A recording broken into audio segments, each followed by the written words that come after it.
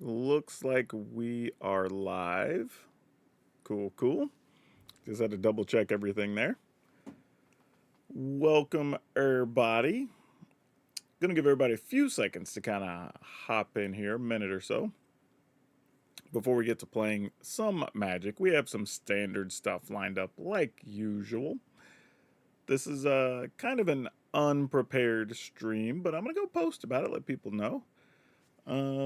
Gonna be playing some late night standard. Let folks know that we're live out here in these parts. Also, it looks like a lot of people this week went over to the Blue Sky. So we're seeing a lot of people on that app, which is kind of cool. I mean, I'm on a bunch of different apps just in case. Once I realized like Twitter might have issues and people are gonna be looking for somewhere else, I set up a camp in a few spots. But it's definitely been a week for people coming over to Blue Sky. It's been pretty sweet. I think I went from like low 600s in followers to like 770 or something. So a lot of people came over in the last couple of days, which isn't particularly bad. I just think it's like with all the changes on Twitter, with all the stuff they're doing as far as like they announce they're going to try to like people are still going to be blocked, but they'll be able to see your stuff. And it just got weird. And I think they just off put a bunch of people. So they all jump ship, or not all, but I mean, there's still connections and there's still reasons to use Twitter. I'm not just going to like abandon Twitter until it's not useful for business, I guess. But for now, yeah, people are starting to look for other homes and it looks like Blue Skies, especially since like the problem the first time with the big Twitter exodus when you wanted to go to Blue Sky was that you had to have an invite. It's been open to general public for like a year now or something. So now people are realizing like, oh, I can just go over there, set up an account and go, and people are having a good time with it. So even though folks will tell you like you should go over to Mastodon still is going to take a long time to catch on for a lot of reasons. But the main reason Mastodon has not caught on yet, even though it's a good service, is that it's not clean and simple. Like people want to be able to download an app, get right in and go chatting with their friends or go find the people they like to follow.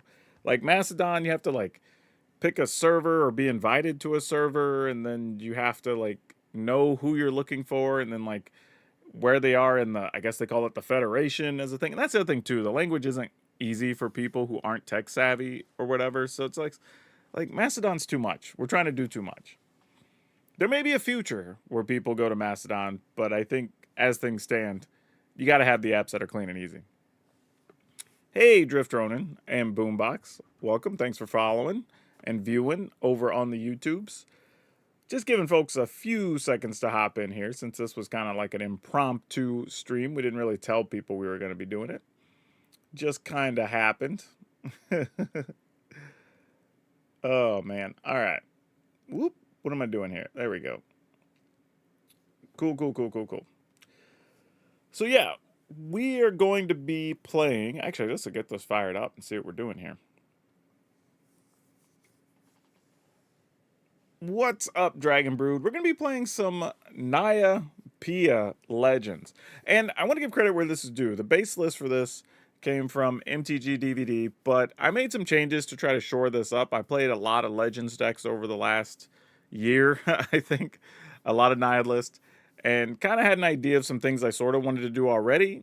And since they'd already done a chunk of the work, I left the list mostly the same. Cleaned some things up. I believe I included some inties that they didn't have and, changed some dragon counts and stuff. But the concept is still mostly the same. So we're going to be starting with our removal package, right? It's going to be some Torch to Towers, some Get Lost, some Soul Partitions.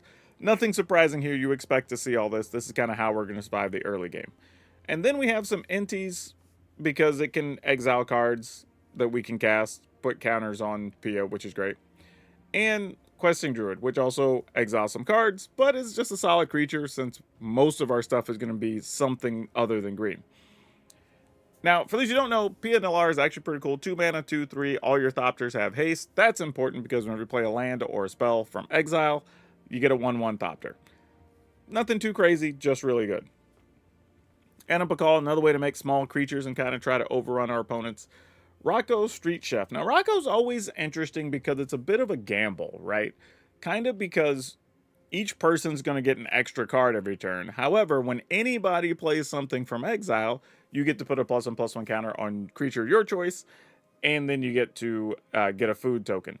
So that is actually pretty important and helps out. Like, you get a benefit more often than not, but sometimes your opponent's going to draw into that thing that's bad luck for you.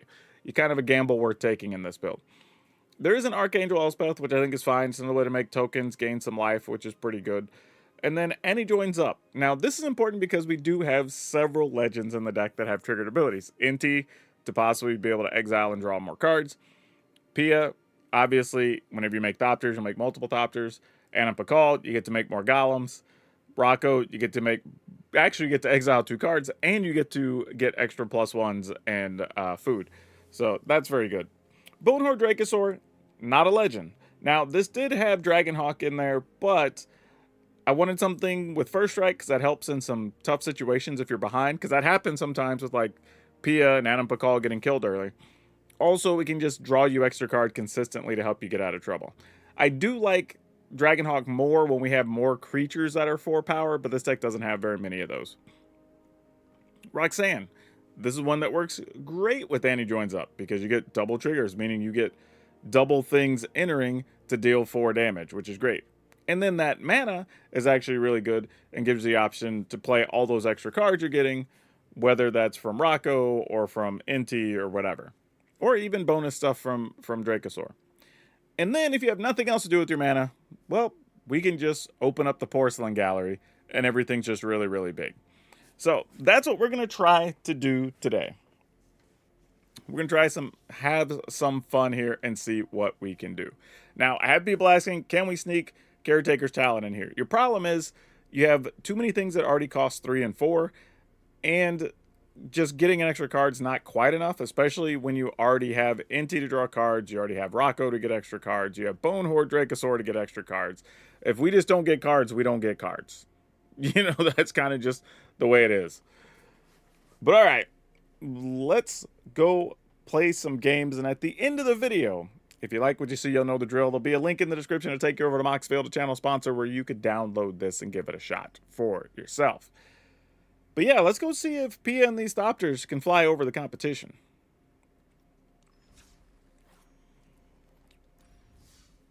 Don't be wrong, I get it that Caretaker's Talent's a good card, but like, I think people shoved it into more lists than it needs to be in, because I went from a period where like a bunch of the Caretaker Talents matchups were tough. Now there's just Caretaker Talents everywhere, and you're just beating Caretaker Talent decks more often, which tells me that people are shoving it in more decks than really needed.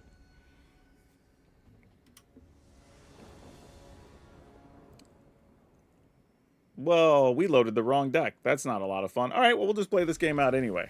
This is a deck I'm messing with for something else entirely, but you know what? Let's do it. Oh, well, that's random.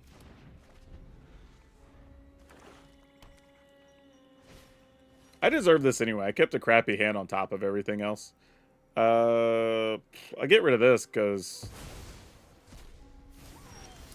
I was like, if we got what we needed, it would have to be a red land anyway, so it's not that big a deal.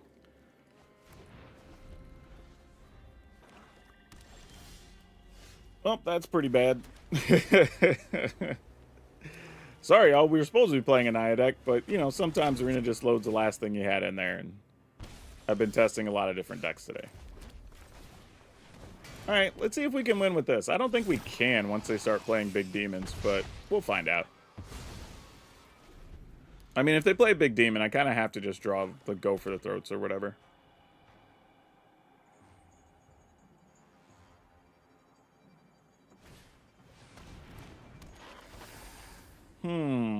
Yep, since that's not really going to resolve anyway. I mean, it'll resolve. It just insta-dies. Alright, we can play the Duress. See if they have something good other than Cut Down. These are equally bad, but this is probably the worst under the circumstances. Like, this kills a large majority of the things in the deck, but it's at least slow enough that we don't have to be super concerned about it. Yeah, exactly. They got to use the cut downs on something. They might as well preserve their life total. Now just make a demon, which makes sense. I mean, I guess. Oops.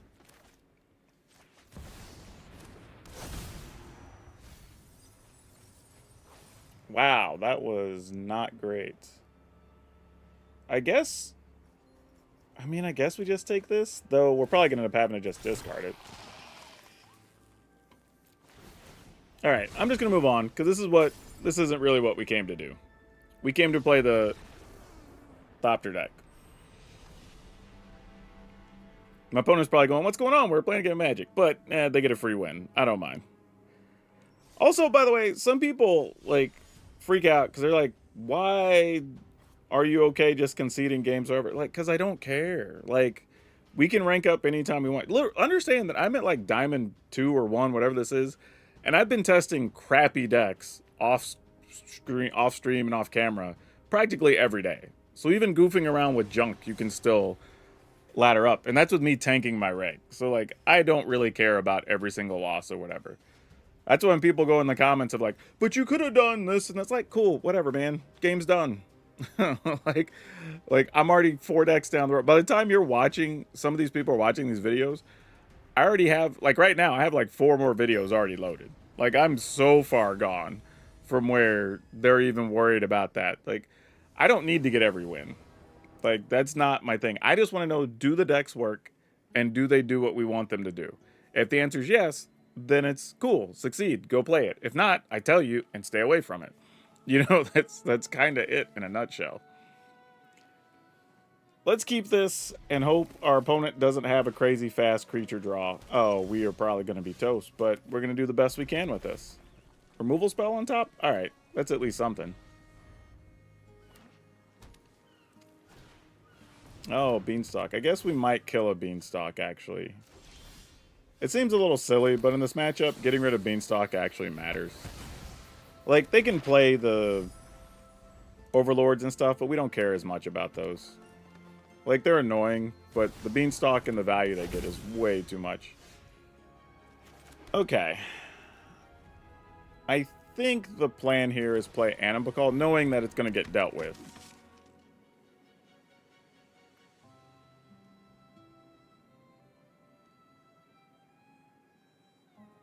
I feel like this has got to be a bad matchup, right?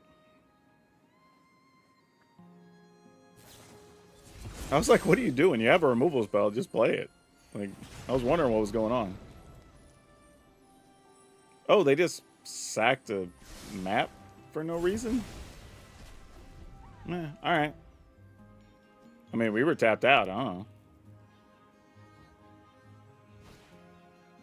Ill-timed explosion. Okay, yeah, we're not going to win this one. Like, this one I'm just going to concede. Like, we don't even have a fast start. I don't see a way that we really win this, right? I mean, we'll play it out, I guess. Maybe we get lucky, but this is just going to be a long, boring game. The only way we can win. I'd rather y'all not have to sit through this.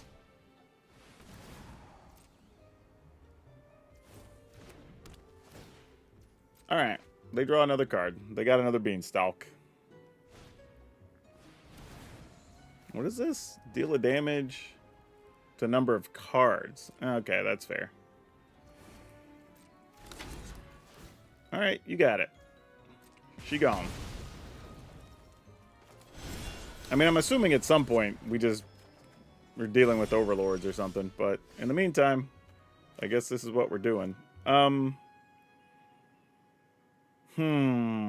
I could Rocco. Nah. I think... I kind of want to get rid of the Cornucopia, believe it or not. I think I do.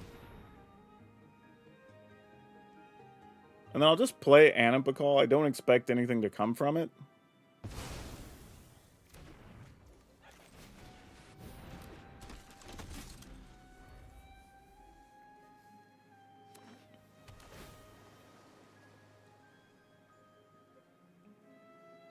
But I mean, I figure if anything, they spend their whole turn dealing with that. Okay, they didn't want to, so they have something else here, obviously.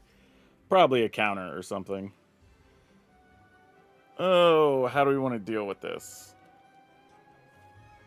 There's a chance they have more ill-time explosions as well. Alright. Let's see your removal spell, opponent.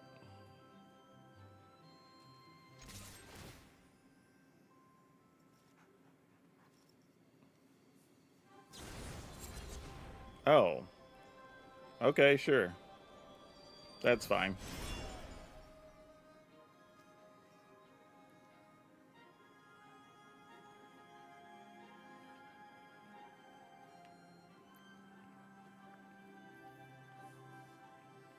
What are we waiting on? Come on, opponent, let's go.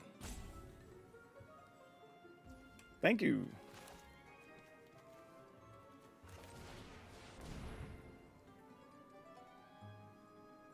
Now we got a counter. I have a feeling we're not getting to the end of turn with this.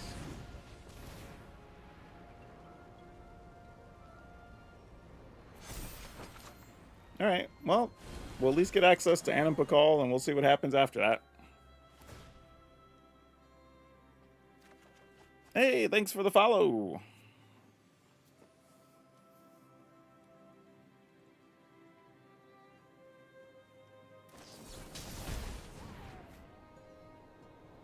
Oh, they had 3 steps ahead, but not another blue mana. That makes sense.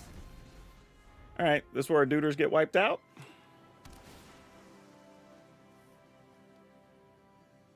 I mean, this would be the spot for it if they're going to do it. Alright, so they have a different cornucopia. And another beans. Okay.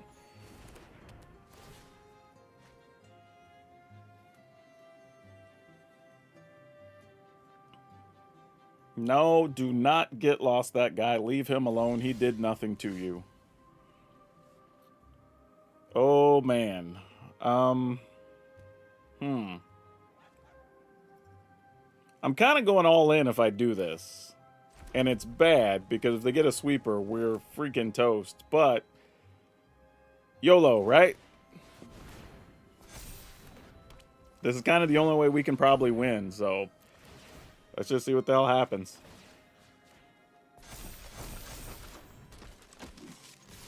We get 2 triggers here. They're probably just going to return Rocco. Yeah, exactly. I expected nothing less.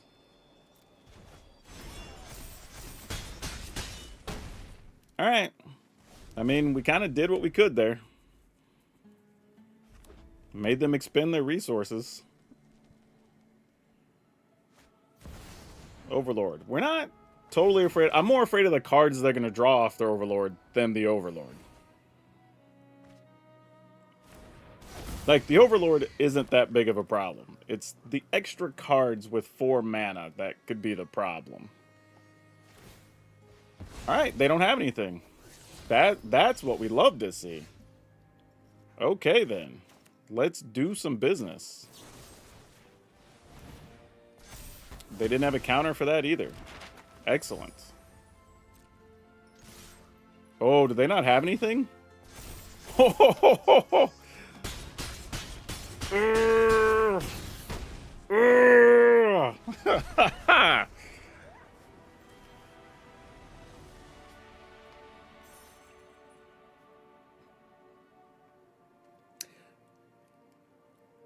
You know what? I have to apologize.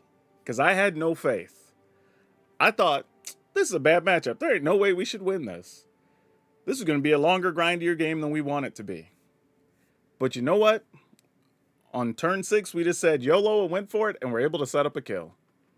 So, sometimes it just works out that way.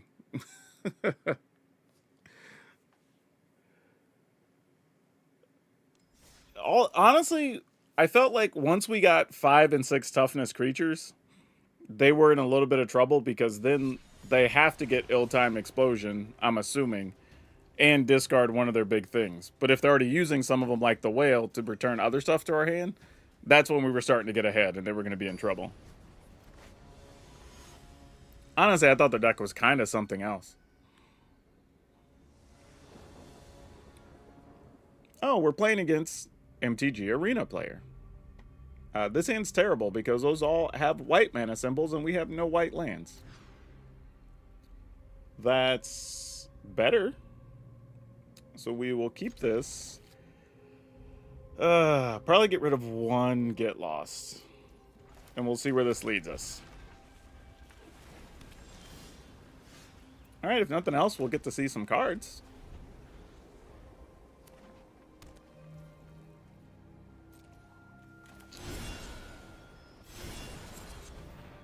I have not played a single game of Timeless since it's been on Arena.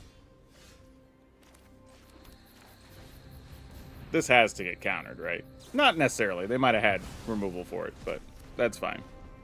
It was either that or just let it go to waste. And we didn't want to do that. Yeah, I don't know if this matters. Let's just do this.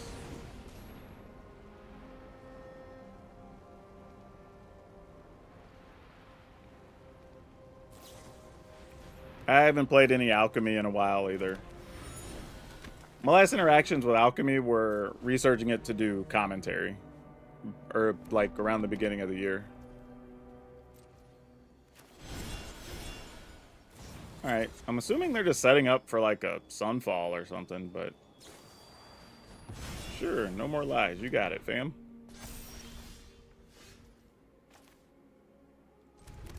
Go ahead and attack. Kind of hoping they tap to use some removal here. Hey, they did. Fantastic. Not for removal, but they used the mana. Mostly so we could get this down. And yes, I missed a point purposely there, because I didn't want to run this into a counter. Also, if we get the right situation, we can now protect our own stuff with the Soul Partition. Which is kind of nice. Actually, not even kind of. It's real nice.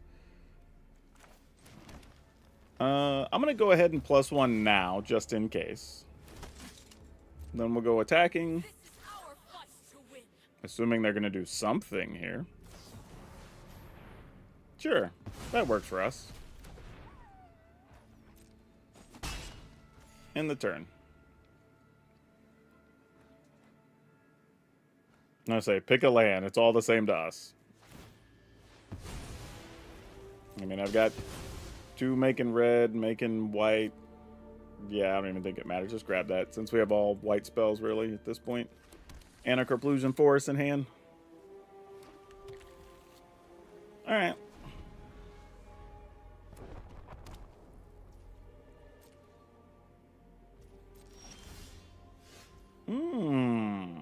That's at least intriguing. Alright, let's attack.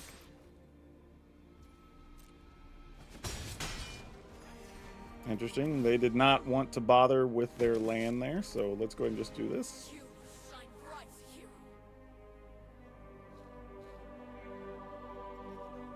And just counter it and draw some cards. No, not even draw cards, just countering it. Alright. Wonder why that was. Maybe because I had other mana open. They wanted to take a chance. I think I'm cool with this attacking first.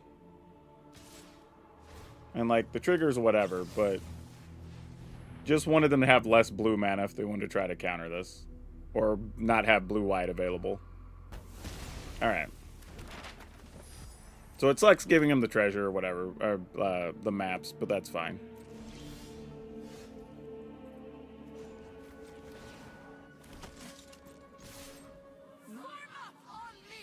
Alright, do what you're gonna do, opponent.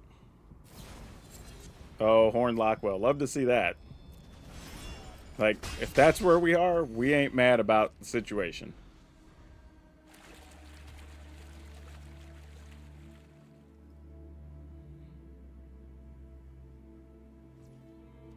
Alright.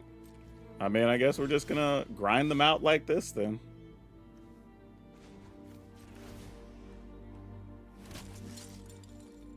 I mean, feels completely dumb, but alright. Here comes another lock whale. Nope. Sure, we'll get more lands into play. Flash in a whale. And then we will partition a whale.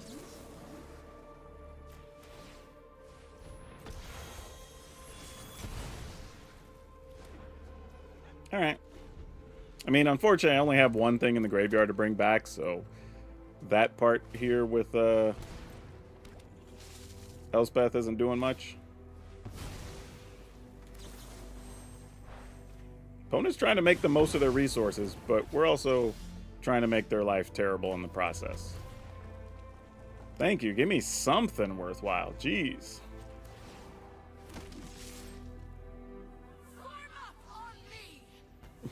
Sure.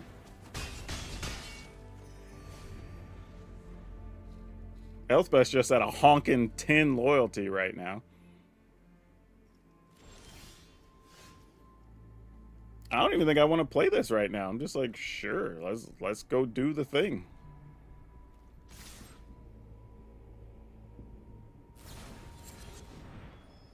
Yeah, sure. They're having to waste all these things just to stay alive at 6. I love it. I love it.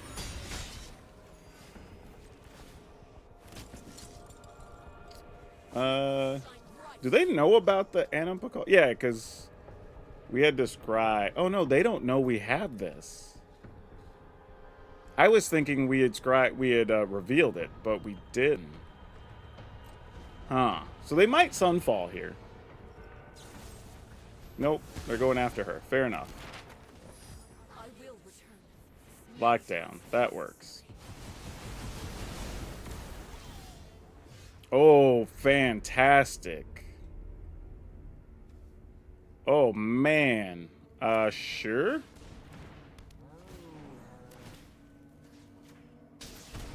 And now you have to deal with Roxanne, so we could hold this. Force them to 1-for-1 removal. Like, they literally have to have exactly some kind of removal for Roxanne or they're dead.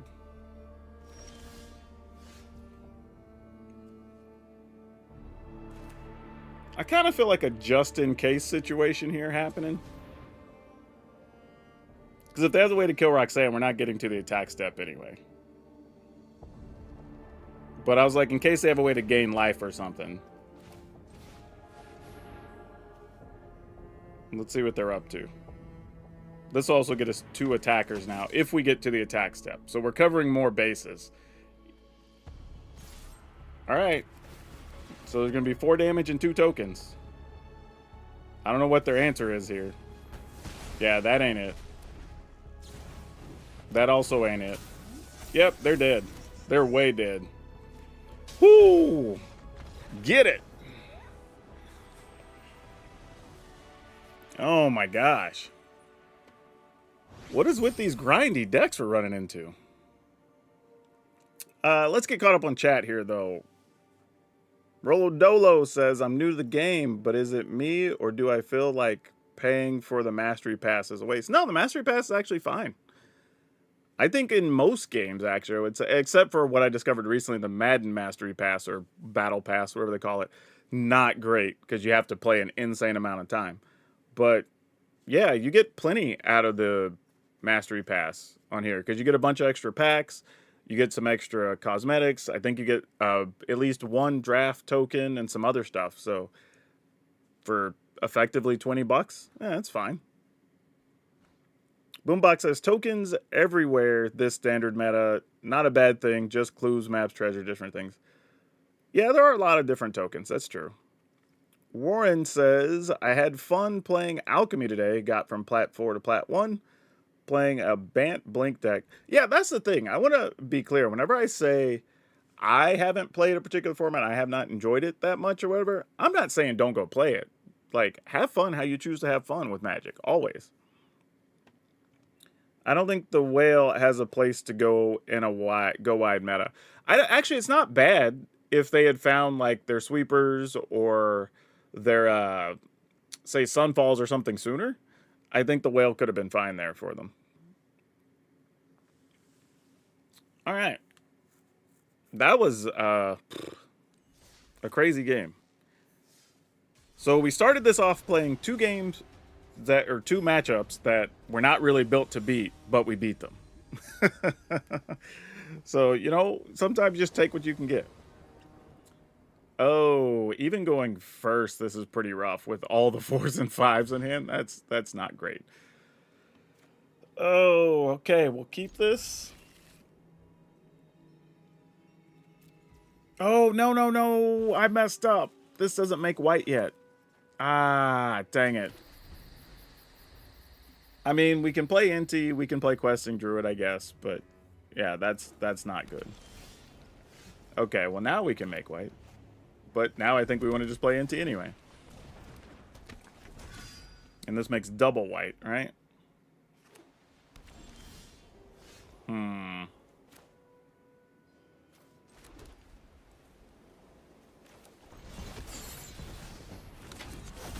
Alright, we're going to attack. No discard. Because I'm assuming Inti's going to die here.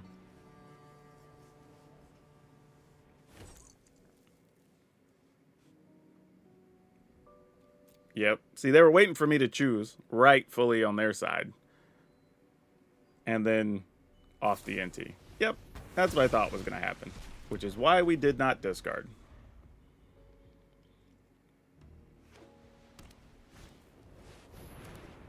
Sanguine Evangelist. How do we feel about that? Oh, that's not a bad one to have here. What are they playing with that mono? Oh, it's probably just a mono white that plays Caretaker's Talent and stuff. Trying to figure out like what I want to do here, because then this can just pick off a thing, and that's not terrible. Alright, I guess we just pass. It feels kind of bad, but it's probably correct. See if we can dig to a land here. Oh, this is already 5 though, isn't it? Add 2-minute chosen colorman. Oh no, of lands. Okay, so it's only 4. All right.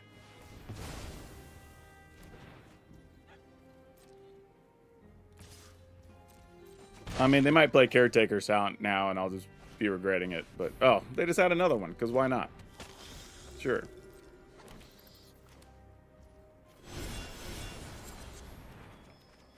Oh, we didn't find any, and the land we got was tapped. Oh, that hurts. That hurts so much.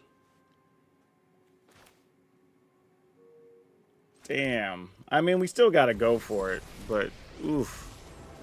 That is a big oof. Damn.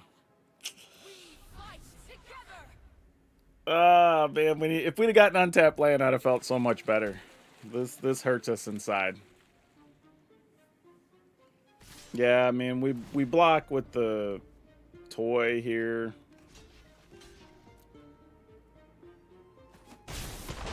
Kind of the only relevant thing to do. Alright. So we know good old... Ooh, that's good for later. Actually, that makes flying blockers later. So we know Elspeth is dead. No matter how this goes. So let's just do this.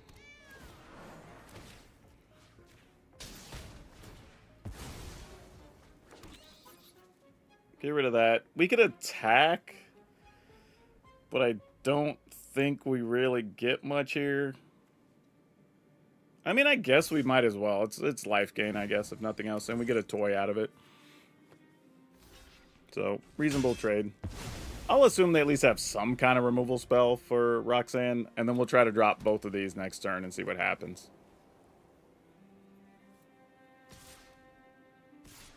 Yep.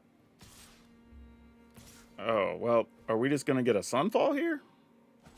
They're not even leaving blockers. They just wanted to get the extra damage in.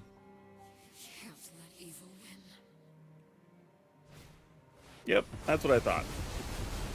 So they're playing a deck that's playing all of this and Sunfall.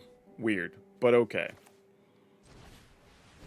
So we're going to do this. We're going to do this. Get a Thopter. The Thopter has haste. We get to attack with the Thopter and make a doll, see if they have another Sunfall, which they probably do.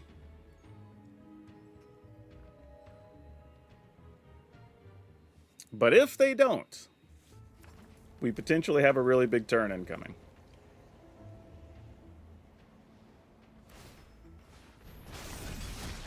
Sure, you got it. There's no Sunfall coming here, though, but I'm still going to chump block. Toy is the least relevant creature we have. Oh, Visa. Okay, that makes sense. That's fine. Alright, so now, decision is, do we go for Rocco, or do we just juice the board and then everybody's plus 1, 2, 3? I think we just juice the board. And we attack. Alright, opponent's at 15.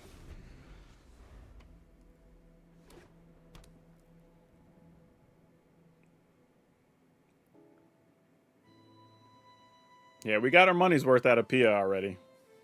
Got a Thopter that helped produce two. Oh yeah, see, they realize, like, they need something that can't just attack through.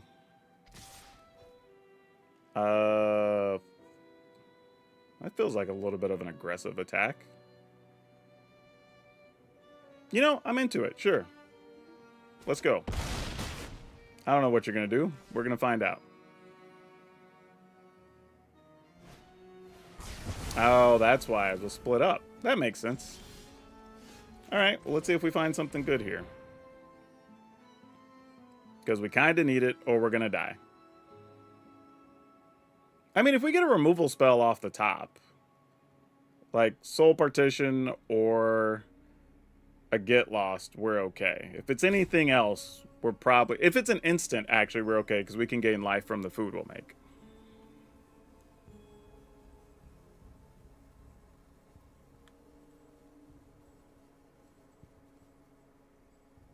Actually, also, if it's a Questing Druid, because then we could cast Questing Druid, maybe cast one of the things off of that. I don't know, there's options, basically.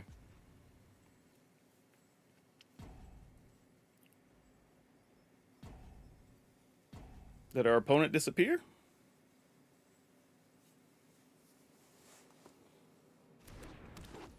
Okay.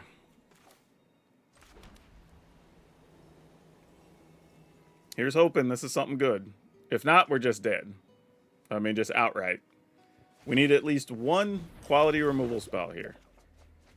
Oh, that is a turn too late. Actually, maybe not. What did they draw, though? This is what I get for not chump blocking, because if I'd have chump blocked, we'd have still had a chance. Alright, that's game over anyway. Alright, they got us. I didn't play well, and they drew great. That's just what happens. Good morning from Italy. Hey, good morning to you.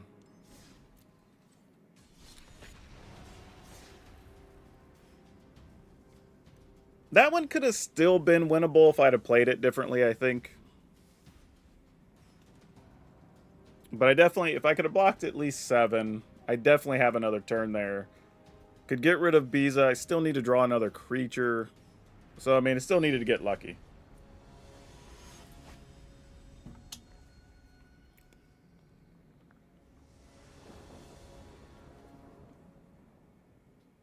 Alright, we'll try to make this work, assuming we can draw into something useful. The concerning thing here is, though, I only have a red or a white. I don't have red and white, which could be a small problem. Oh, well, if we find the things, that's now solved. Maybe they'll just play like a Deep Cavern Bat here, and we could just kill that. That would be nice.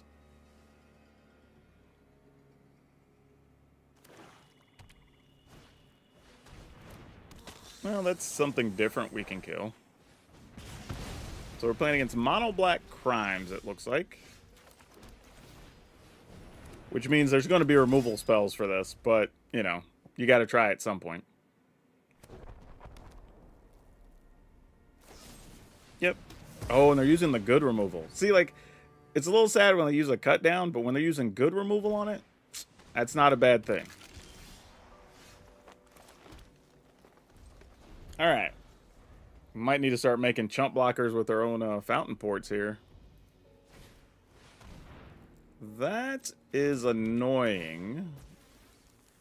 But we'll get rid of this.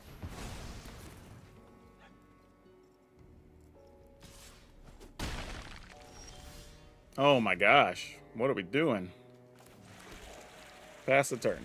Alright. This is not going well. We have not really played anything but one real threat during the course of this game. This is not how we want things to go. I think we can get rid of that guy. Now, on the plus side, we're at 14. We can kill this dude.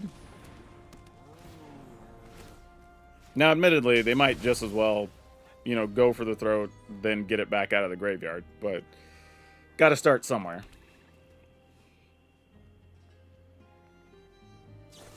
Yep. That's what we thought. Oh, and a tiny bones? That's rough. Now we're in trouble. We can chump block for a turn, but I don't think that's going to be good enough. Hopefully you help? I mean, we are going to give them access to another card, though, here. Oh, and all we got was a plains. How did we draw so many lands? Not good. Not good. Is that last card a removal, too? I was going to say, like, geez. That was about to be brutal.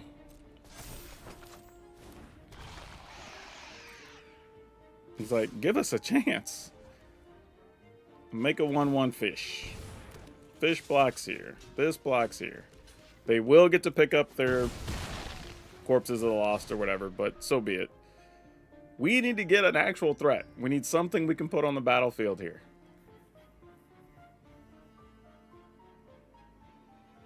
Now we're into the gotta play the mini game with Rocco here. Oh, you know what? I probably should have made the token first. Because just having a big Rocco's kind of pointless. Alright, that's helpful. Don't hate that. Hopefully they don't have too much removal here.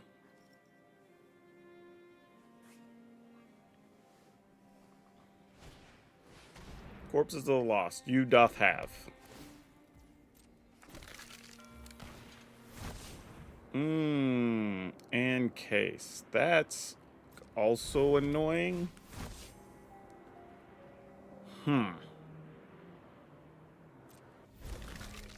Alright. How do we want to approach this?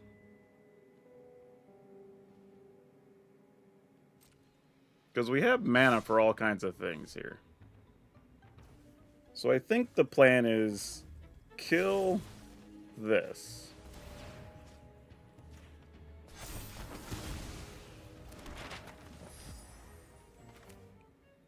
Get rid of this again.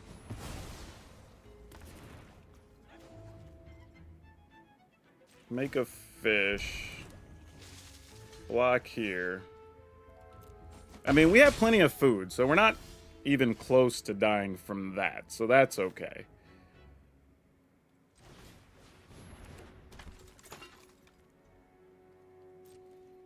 Can I go ahead and... Can I safely attack here? Yeah, we have all the food, so whatever. Might as well play the land, because we may end up using it. Okay, that could be useful next... Oh, wait. I'll have it till next turn, so that's mostly fine.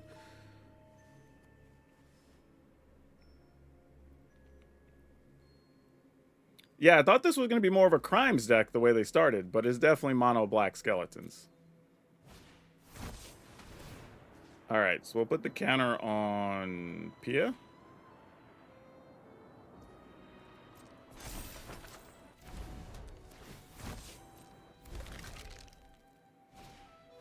Vadmir, which is a vampire and not a skeleton.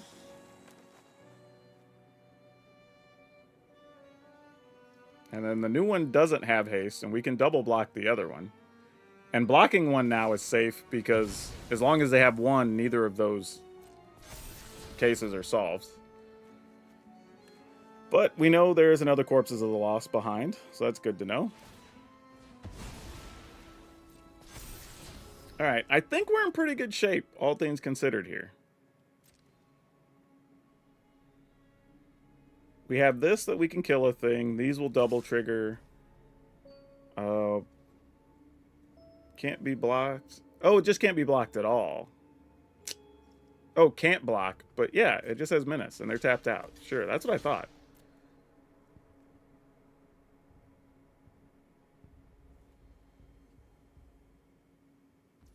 Like, maybe they forgot? I don't know. But let's go ahead, lose a... Actually, you know what? Let's gain a life first. Gain 3 life. And then we'll let this go to work. Alright, we'll play this, get rid of Vadmir. Put a counter on one of these. Alright, they saw the writing on the wall.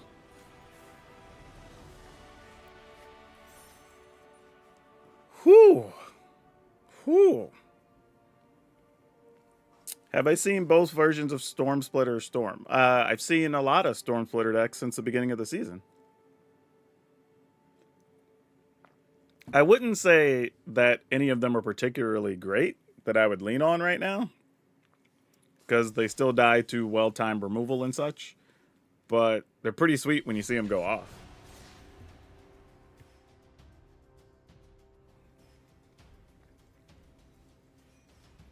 Also possibly better in best of 3 when you can sideboard and know what your opponent's playing. I think when you're into unknown opponents with best of 1 and different speed considerations, I think that's tough too.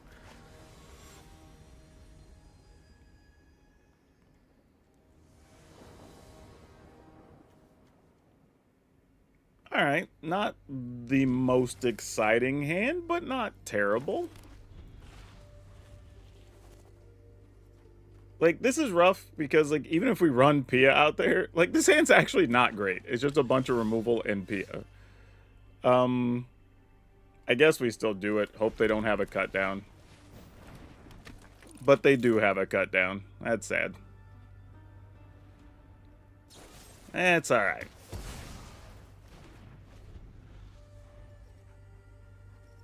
Gonna play some type of discard spell? No, not this time.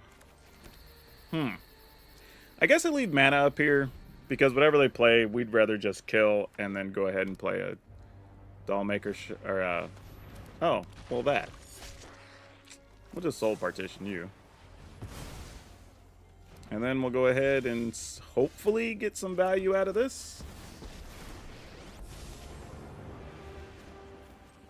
I mean, I don't know that'll be fact, but we'll find out.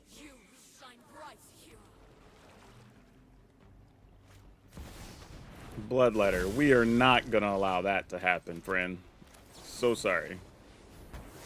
Now, if you get another, great. It's all you. I can't do nothing about it. Attack. I mean, I say can't do anything, but I guess we can just keep gaining a giant pile of life. So even if our life drops in half, if these are +4, +5, like, we don't care.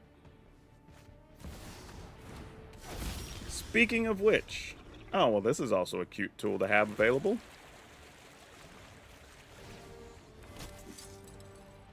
Now the question is, do they have the actual spell that makes us lose half our life? Because if so, we're just dead, right? I was trying to think of a way that we could possibly attack and get them to block, and then we could kill it with Torch the Tower. Maybe I was supposed to give something flying here instead of making a token. Yeah, I think that was the flaw. I think I messed up. Oh well. I guess we're priced in to go for it.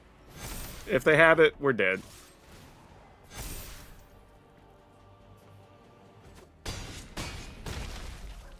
But it's my own fault. Like I said, I could have made a blocker with flyer. So if the opponent wins this one, it's on my mistake for sure.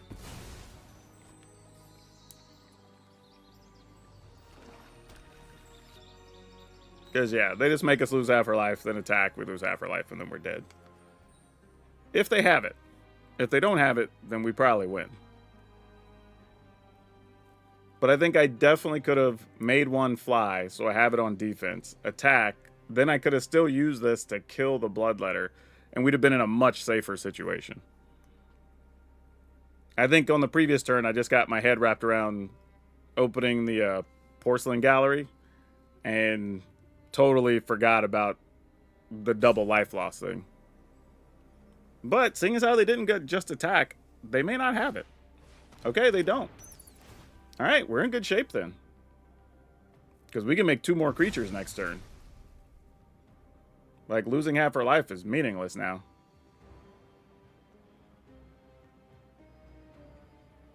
And our creatures are too big for cut down, so they're going to have to use real removal, which can be at least 2 mana.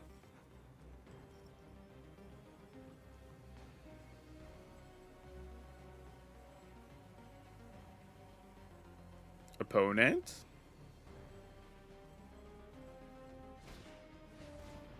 Oh, yeah. Love that. So they have a life linker, sure.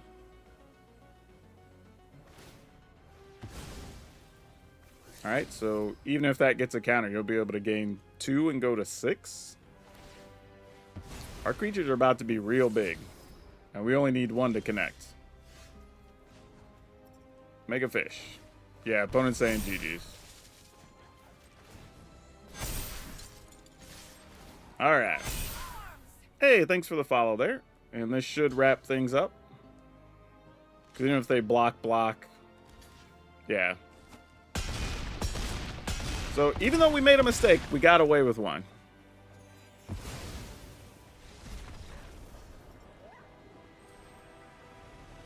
Fellow content creator Capricorn. Oh, I didn't even realize they're a creator. Like, that's the thing. Like, some people think that each of us creators, like, I know a lot of creators, but I don't know everybody. You know, especially if they don't make it to events or Command Fest or something or whatever, where I've had a chance to socialize with folks. Like, where they're not in a Discord I share, whatever. I don't know them. Not to say that they might be great, to be honest. I just have no idea. But it's funny because people will be like, oh, you must have seen so-and-so, or you might have played a thing this other person played. And I'm like, I don't know. Like, probably, I guess. Hey, Restakiki, how's it going?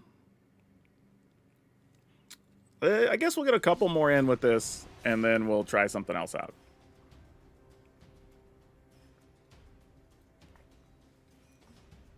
But it's been surprisingly good. I mean, we won several games that I thought we didn't even have a shot at winning, so... Damn, Digital Messiah. That's a... We're going to keep this, but that's a very highfalutin name. Oh, no. We got to draw removal. This is just to deal with the red decks. Like, if we find a removal, we're good. If we don't, we're dead. Well, we didn't find it, so we're probably dead. Actually, I probably should even just went digging here, to be honest. There's really not much reason to do anything else. Yeah, sure.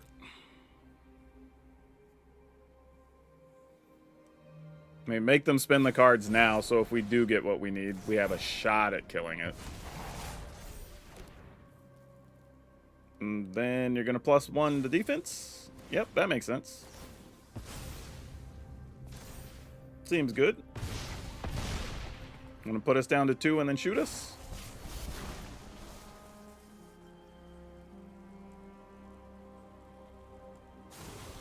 Okay, yep, we just didn't draw removal. That's kind of how those games go.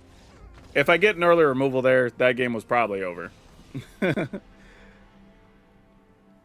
why I don't include a lot of the red deck matchups in our videos, because even when I win, those games just suck. Like, I'm killing them, and they just sit there while I'm just like, okay, well, I dealt with your first 2 things, and you have a handful of spells you can't play on stuff.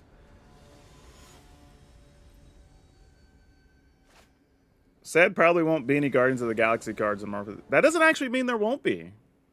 Remember, they're using the Marvel Comics and not the MCU, so you very well could have Guardians of the Galaxy. I would even argue that where there is stuff that people will be familiar with from the MCU, they will probably try to find comic book counterparts because those things will already have fans. That would make a lot of sense. Opponent's going to go first. We will keep this. No white mana, so a little rough, but we do have access to a Torch the Tower here early, and we're going to hope that is good enough. If it's not, we're going to be in a world of hurt. Alright, well, we do have to kill the Deep Cavern Bat because we can't afford to have our hand broken apart here. Alright, come on, untap White Source. That's what we need here. Oh, well, that kind of sort of works. Alright. I guess we'll do this, and the opponent still doesn't know we have white mana if we do it this way. Especially if they have removal. They'll be waiting on us to do something.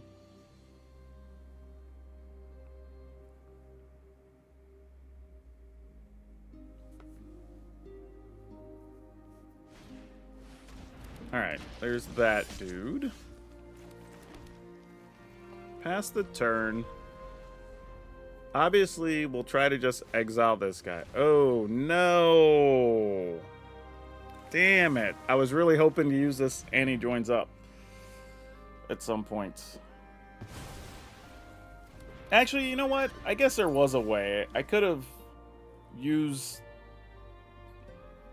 the partition on the bat, go down to 10, or I guess I'd go to 9, and then use that to get rid of that for a turn or two. I guess that would have been the other option. Wouldn't have been pretty, but I could have done it. Yeah, now I don't really want to waste this on that, unfortunately. You probably have a cut down left, too. Alright, well, it is what it is. They haven't had to use anything, so... She dies, she dies. It's not like they didn't know we had it.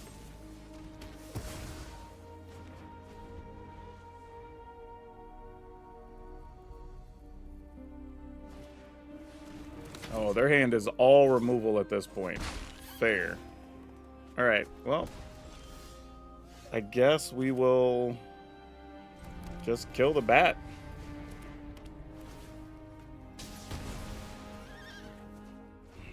See if they get their land to play their 2/4 demon. Nope, they found another bat. Alright, well...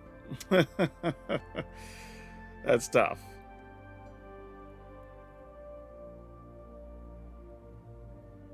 I mean, I assume you want to take the anti-joins up to protect your 2/4 demon whenever you get it. But, nope. They said they wanted to deal with that instead.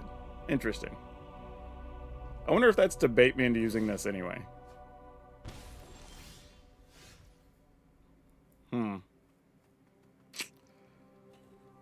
Don't love that option.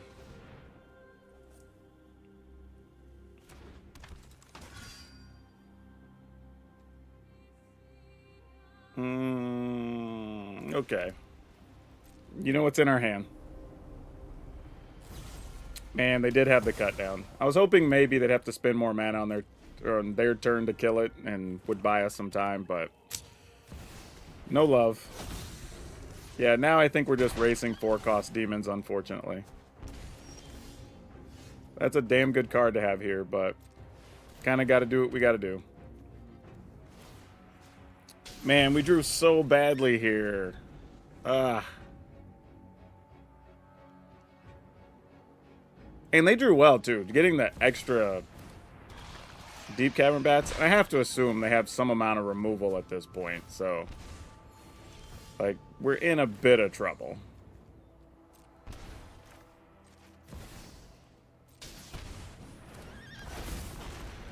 Yeah, they just play a removal, we die here, so... with them 5 cards, I can't imagine those are 0 removal cards. Yeah, alright. Duress us? Oh. Well, sure, let's do this. I thought they were just gonna kill the Dracosaur. That's what I would have done first if you had it. And just force us. Okay, yeah, so you have it anyway. Doesn't matter. Good job.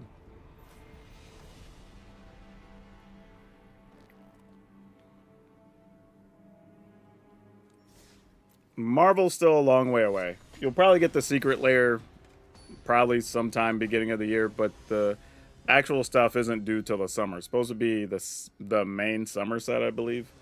Though that might be different, and they might have shifted stuff around because I thought it was going to be the Final Fantasy in the winter, so February, March, April, somewhere in that window, and then you get the Marvel stuff later, but they might have flip-flopped it.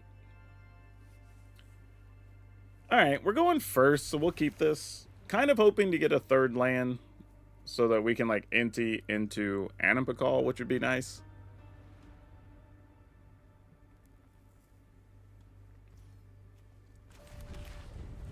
Let's see what we can do, though.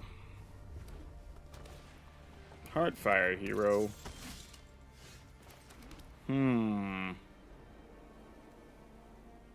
Alright, I'm going to do this against my better judgment. But maybe we get them to spend some type of removal here. If not, we'll hopefully get to dig. Maybe find a land and get to kill something would be fine. Okay, yeah, we'll accept that. Like, that could have been much worse. Sure. So we take 5. Oh, well, that works too. Not our ideal play, but we'll take it. And it's exiled, so no bonus damage.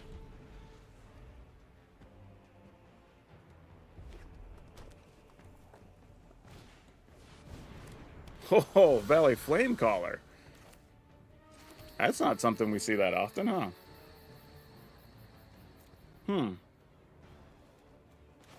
What type of red deck are you with Valley Flamecaller? I mean, you do play a fair amount of mice. Alright, I guess.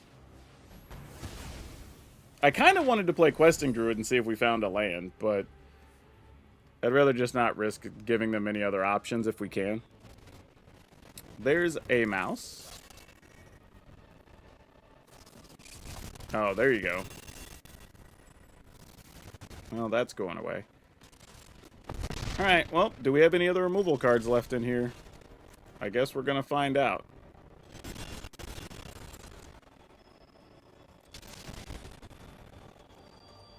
We do not. That is unfortunate. Alright, well, if they get us, they get us.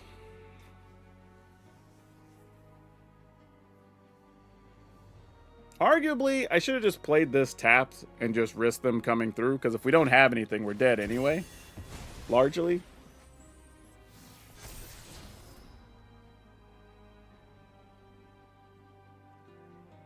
Yeah, I mean, we're blocked. It's going to get raged. Oh, it didn't get raged. Ah. I genuinely thought it was going to. Well, that's something. Well, now what?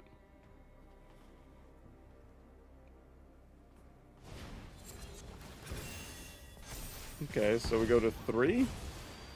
Go to 2. Alright. I mean, I guess that means they have some way to just shoot us and we're dead. So, like, what's the game plan then? If we do this, we go to 1, which is no different. I mean, yeah, I guess we just go digging for a solution? Because if it's like Haste Creature or something, we're dead anyway, so whatever.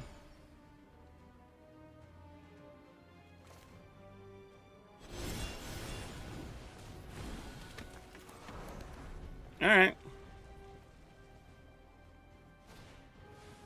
Okay, yeah, we're dead. There you go. That's all you needed. We don't even need to sit through all the rest of that.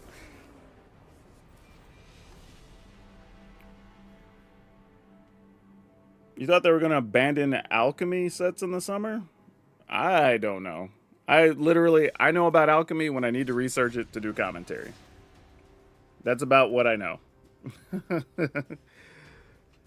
And, you know, the fact that, whatever, 3-4 weeks into a set, we get a free alchemy booster. Or 3 of them. That's kind of my knowledge on alchemy.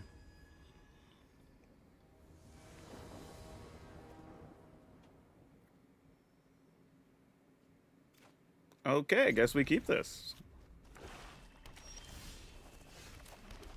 Go ahead. What do we got going on? Duress. Well, I guess we're losing a get lost. At least I would assume we're losing a get lost.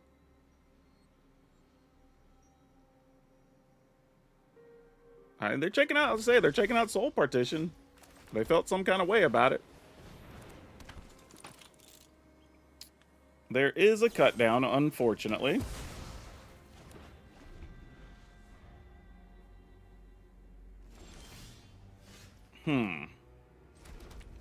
So this means you have a hand of removal because you wouldn't have kept it otherwise. Well, we can't just not play anything, so... Alright, sucks to be you, Rocco. We just gotta top deck some fun stuff. Man, I was gonna say, drawing Elspeth here would have been legit.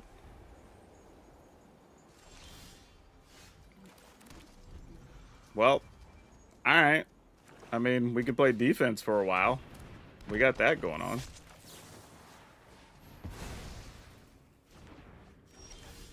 Oh my gosh, really? Oh, this is just bad luck. We've only drawn 2 threats the whole time. That is miserable.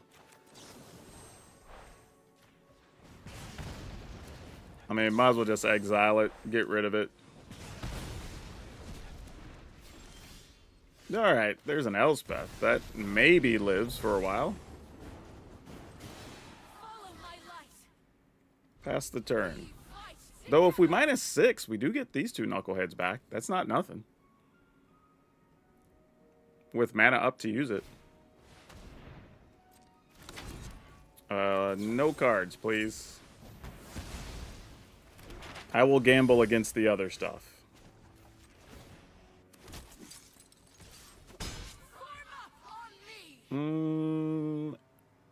Yeah, I'll just play this, whatever.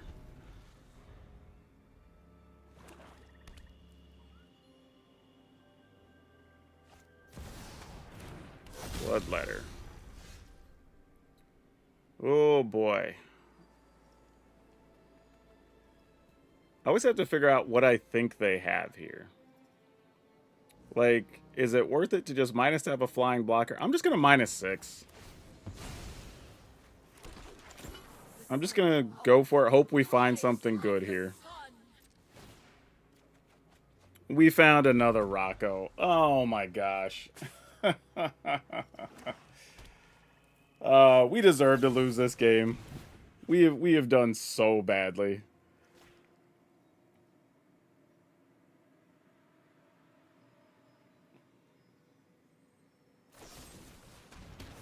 Sure, man. Why not? You got it.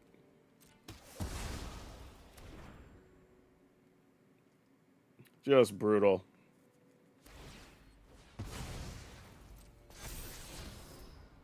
Alright, and they'll be able to draw cards and or make a demon next turn if they want to. Alright, so we'll go down to 11. Actually, when it attacks us, we lose half their life. Twice that much. So we take 6. So we go to 15. Yeah, I guess it doesn't really matter when we crack this. And we'll be gaining some, and then we'll be able to make a Thopter to block with. So that's a thing.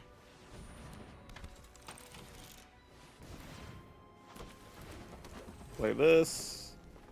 We will attack. I'll leave the Thopter back. Okay, you're something. You ain't bad.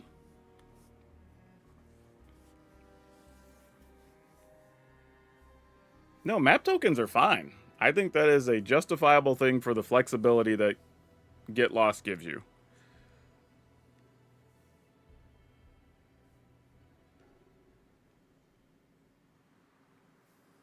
Now it's just a question of what do they want to play. Because if they play this, since that was a card drawn off of Rocco, we will get to pump something. And it'll probably be one of the life linkers. And we'll get another food. They've also spent a lot of removal already, too. Good removal at that with the Go for the Throats.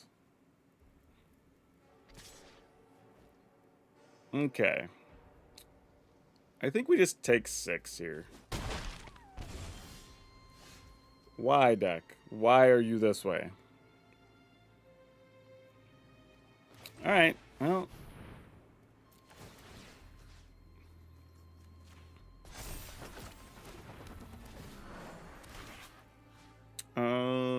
I guess the plan here would be to shoot this and then attack with this. So if they want to block, sure.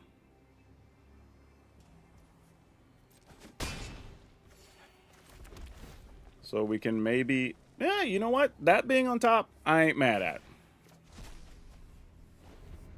And the best part is these can't be got by like a duress or anything, which is super nice.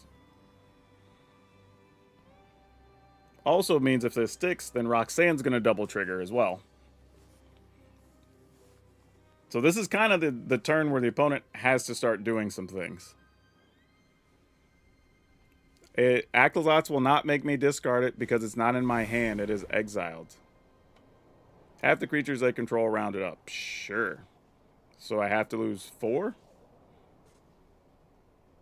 Yeah, I think I'm okay with this. 1, 2, 3. Do I have anything else on the other side there? No.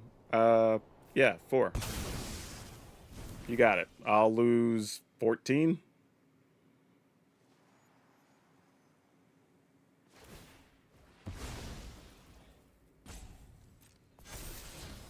Oh, now that is slightly concerning. However, they're going to go to 18. We can't quite kill them, but it would be close. They will draw a card. I think they're doing the math, too, on just like, if they all out attack. I think it's still worth it for them here. Because, I mean, we go to 2, because that's 8. Yeah. We can't do 18, I don't believe, even with the extra triggers. So we need to draw something really good here. I think this starts with... Doesn't really matter, actually. Because if we don't get enough flyers, this is all irrelevant. We can crack our food still. So we have to keep that in mind. So this randomly can't get caught by a cut down late. Let's get rid of that. We can make 2 Thopters to better protect ourselves. Or find something that also lets us exile that. Oh, hell. Damn. Okay. There's a lot happening now. Counter. Counter. Is that enough? 5, 8, 9, 10, 11, 12, 13, 14, 15, 16, 17, 18. That's Xaxes. I mean, we can go for a bonus one here, actually, which gives us a little bit more. Wow. Wow. What a turn. What a turn. And we get more there. Ooh. Oh. Say it ain't so. Say it ain't so. And we get bonus tokens. Yep, GG's. Wow. Wow. Whew. Whew. I mean, can Cavern Bat be annoying getting the life gain or whatever? Yes, but you find ways to deal with it. Like, if you're losing because the Cavern Bat got 2 +1/+1s, you're not really losing to the Cavern Bat. You're losing because their deck probably outdrew your draws. Because there's a ton of ways to deal with a bat. There's tons of ways to have something bigger than that. You know, like, while it does feel bad that the bat's like gaining life every turn or whatever, like, you're losing to multiple other things and not really just the bat, to be honest. Do, do, do, do, do, do, do.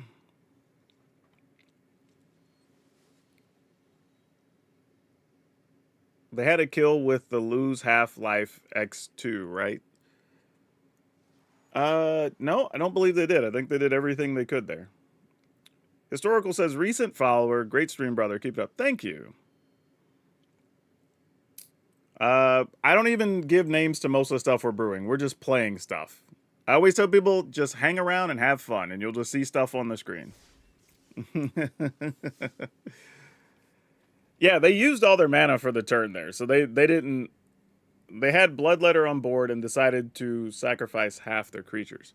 Oh, I see what you're saying. If they'd have made us lose half our life when they had the Bloodletter, yeah. That would have probably done it.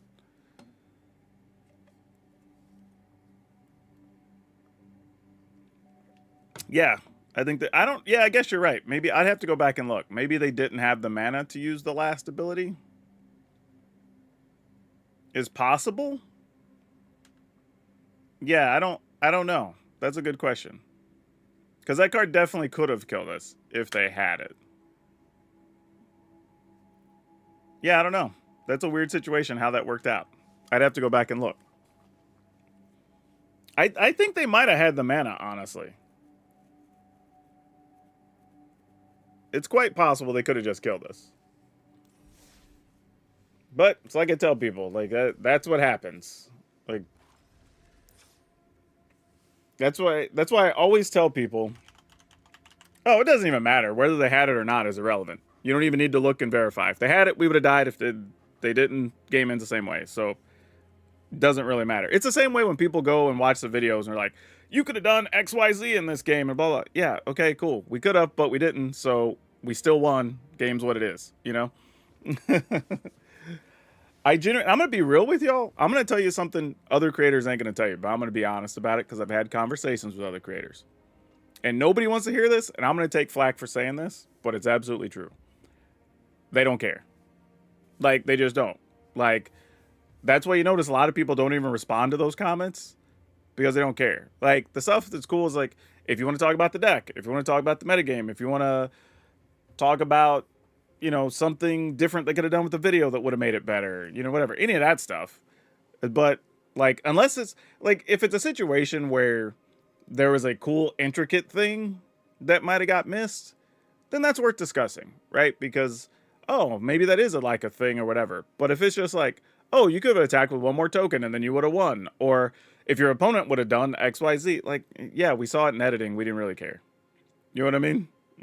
like, it is what it is. Once it's done, it's done. The video's made, it's out. Like, we can't change anything.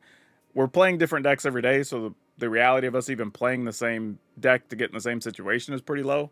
So it's like, eh.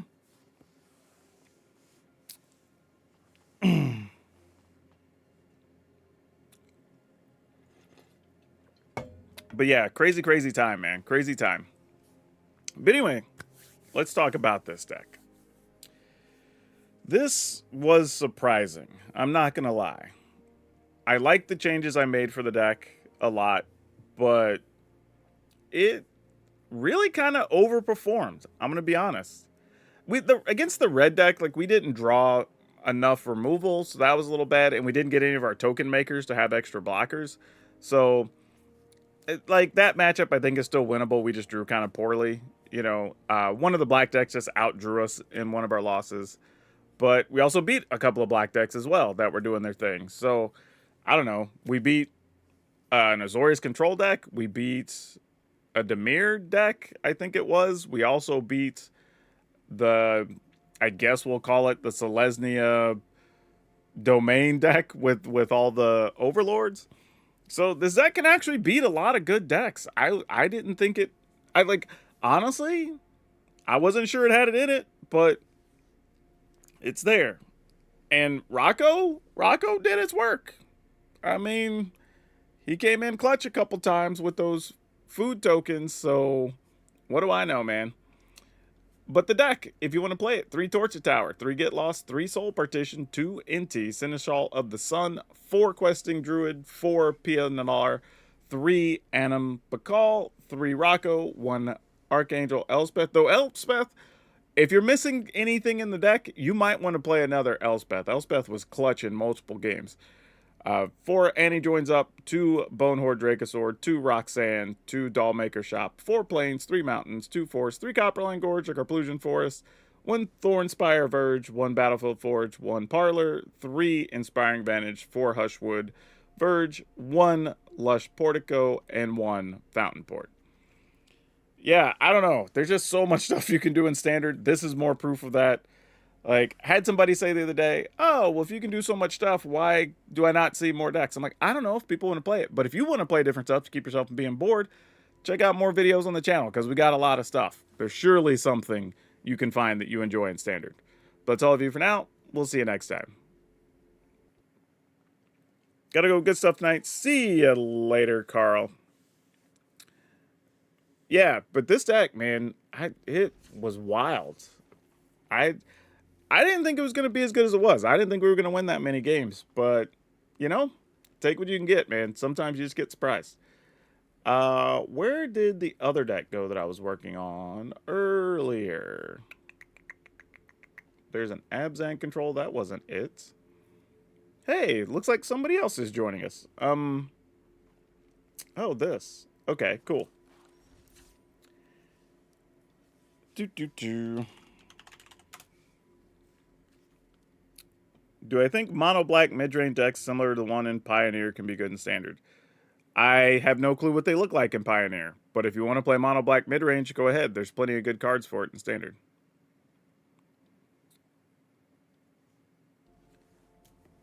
Alright, what's up, Dragon Brew? Today we're going to be playing some Mardu Value Pile, as I'm calling it. This is like Mardu with a ton of different cards that work together a bunch of different ways, while just still playing the good cards. Which, you gotta love that when you're getting to play just piles of good stuff. But, let's start at the top. We do have a helping hand in here because we have a bunch of stuff that costs 3 or less, so getting some of it back is going to be pretty good. We are playing a little trio of discard here with Duress and Dream of Steel and Oil. And then we kind of get into just the good stuff cards, right? We have Deep Cavern Bats, annoying but good. We do have Go for the Throat. We also have some Fear of Missing Out. We have a little bit of everything in the deck, so Fear of Missing Out, giving some stuff double attacks is pretty good. We do have Enduring Innocence, because a lot of our stuff is going to be 2 power or less to let us draw some extra cards. Preacher of the Schism, this is one of the great things if you can attack twice with this. This is really good. And then Unstoppable Slasher. Could also be fun to attack with twice. Super annoying for your opponent. Also, triggers Enduring Innocence. We can get it back with the Helping Hand, so like lots of stuff going on with these cards. Also, Urbrass Forge. Just good, obviously. But the fact that it costs 3, also excellent, because we can discard it sometimes if we need it to be there for Fear of Missing Out, but also can get it back later with Zoraline. Zoraline gets most of the things in this deck back, which is also very good. And then we have the Jolly Balloon Man. This is like the first deck I've played this in, but being able to copy like a Preacher is really good. Even a Bat if we need to just look at their hand. Maybe a Fear of Missing Out if you want to get double attack steps. Triple attack steps, I guess. So there's like a few different things you could do with this, which is actually kind of fun. And then we have a Sarah Paragon, kind of for the same reason Zoraline's in here. So much stuff is 3 or less, so this lets us get a bunch of stuff, reuse it. And then we have just a trio of Overlords, one each of Overlord of the Bellmark, the Boiler Bilges, and Mistmoors, and a couple of Virtue of Persistence. So hopefully the plan is if we get enough of the early removal, it allows us to get our setup, and then between like Zoraline, Paragon, Helping Hand, we can kind of start working stuff out of the graveyard that might have died earlier, and then kind of start wrapping things up. But we'll see how it goes. As usual, you get to the end of the video, you want to download it, you want to try it, there'll be a link in the description. It'll take you over to Moxfield. You can download it, they're a channel sponsor, and then you can have some fun with this deck yourself. For now, though, let's go see if good stuff leads to good wins. You don't need a few more Helping Hands. You don't want to play excess Helping Hands, and you have other ways to draw cards and do other stuff already anyway. Would other ones potentially be nice? Sure, but at some point, you got to be able to just be more proactive instead of reactive. I like the art on Steel and Oil. It actually is kind of creepy looking. It's kind of neat. But if you don't have something and you do want to play more Helping Hands, totally a reasonable option. Okay, I guess we keep this, right? Oh, dang. Well, I thought I knew what I was going to do. I was thinking I was going to fear missing out on turn 2. But maybe we're just going to duress here. Do you want to counter a duress? How much do you need to protect that hand? Yep, they do. They want to protect that hand. Love it.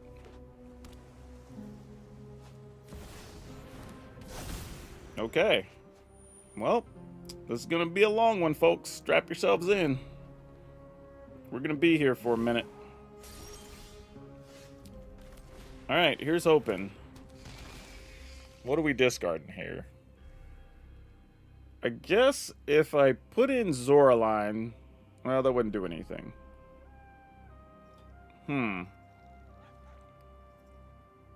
I guess I put this in. Oh my gosh. Yeah, we're dead. GG's. We don't even have to play this out. Like, we're already behind on lands. We didn't even get to play another thing. Yeah. Let's just save ourselves the pain and anguish and move on.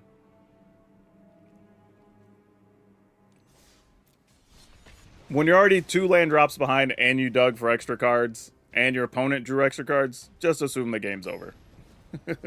Even if you win, it's going to take entirely too long. Looks like somebody else had a notification. I missed you, whoever you were, but I appreciate it.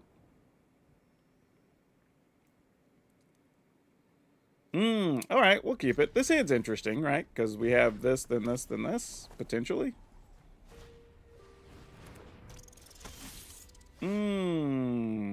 I kind of like duress here. Man, I feel like this could come back to bite me, but I'm going to do it anyway. All right, so they're both Felonious Rage, and you have 2 more creatures. All right, fair enough. They might just run both creatures out here. Nah, they're going to save it as a defensive measure. Makes sense. Don't fault them for it. Alright. Because that way they still get a 2-2. Or we just set them up in a situation where they don't get anything. So it's like, that's fine. Like, I can live with that. Alright, now we'll go and kill something.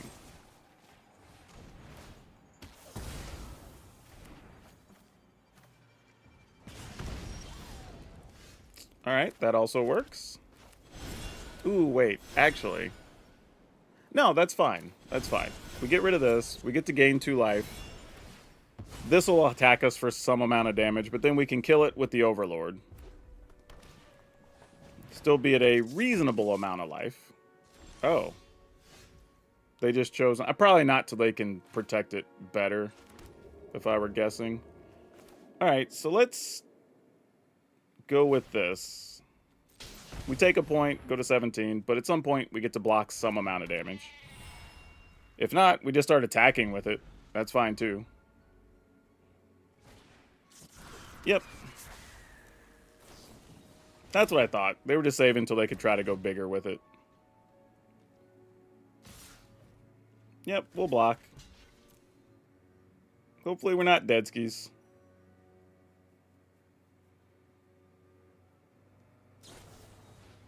Alright. Then fling it and we're dead. It's that simple. Okay, they found the fling. That makes sense. Alright.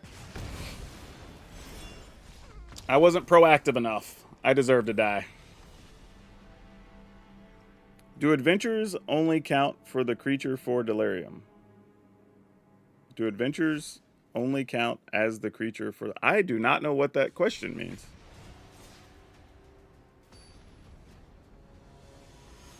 I'm confused by the question.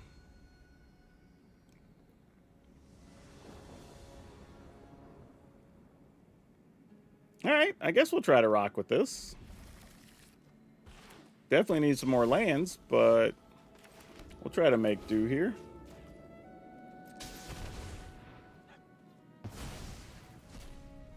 Oh, there was only one option, apparently. And it's a bunch of stuff that goes on creatures, but no creatures. Interesting.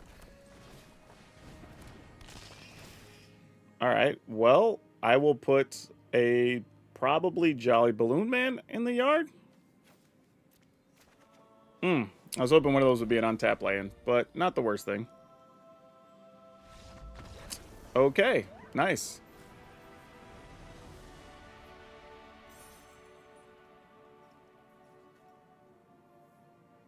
Because they're not too good though. They're literally not too good. The complaint, if there's a real complaint, is simply that they're non-games, right? That when you win, nothing really happens on their side. When you lose, nothing really happens on your side, right? That's the complaint. Because, like, we beat Mono Red a lot. We really do. Like, if you've watched the videos. Like, the problem isn't that Mono Red is too good. The problem is that there just nothing happens in those games. That's the thing I would complain about. Alright, let's see what they got going on here. Oh, Atraxa and Portal. Well, good news. We can get rid of both of those things. Manifest Dread, sure. They are doing some very, very unpleasant things. Alright,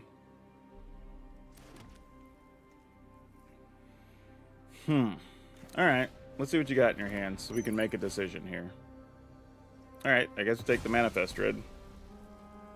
Hopefully this is something not worthwhile this face down. I doubt it. It's probably something really big and scary, but we'll just have to hope for the best.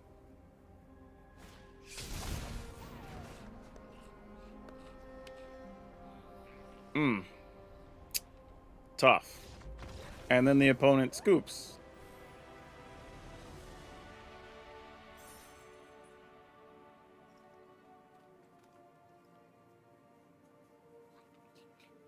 Why would that be a scoop? I mean, I'm going to assume when stuff like this happens that they've been waiting on a late night pizza or something that just got to the door.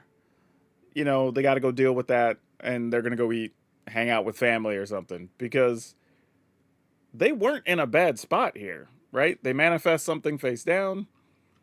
Like, our turn, which is going to be bat, probably take Manifest Dread, force this into their graveyard, and then not do much for a couple turns, probably. So, but whatever. A win's a win. It's just sad.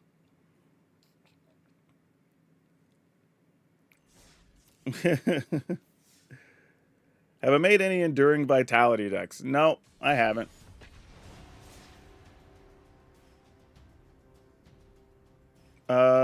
Enduring Vitality and Catilda don't really feel like the same cards.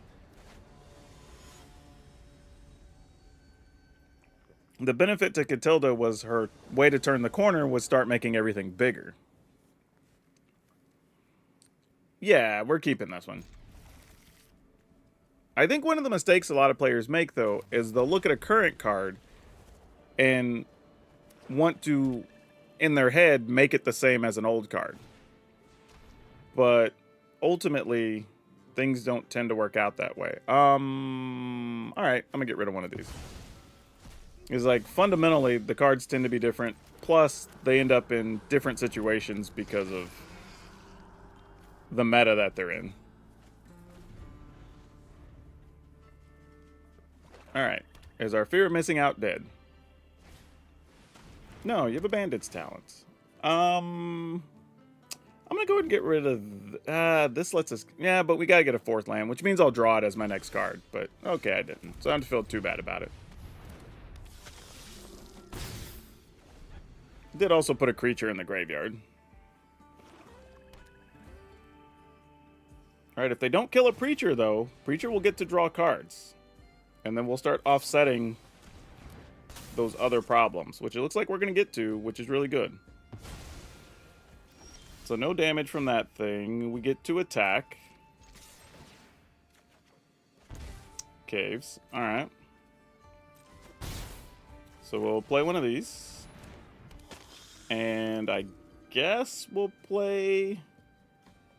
We have double white, we have double black, we kind of have everything. So I guess we'll do this. Less pain later.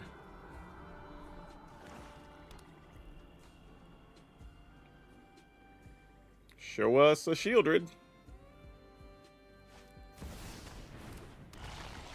Called that one. I guess we'll take 2 here. It's worth it. We're taking 2 either way. Yeah, we're going to take 2 either way. Either when we draw or not having the card in hand. Oh, no, they hadn't paid for that yet. Oh, cute.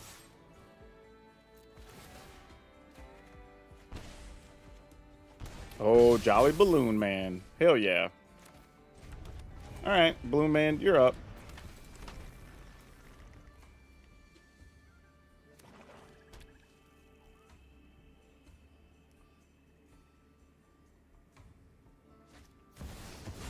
Rotten Mouth Viper. You got it, friend. I am just going to... If I lose 4, I go to 13. I'll still have more life when it's our turn to attack. Sure. No, that could also be beneficial. Let's make a Viper or a Preacher, and we will send all these in.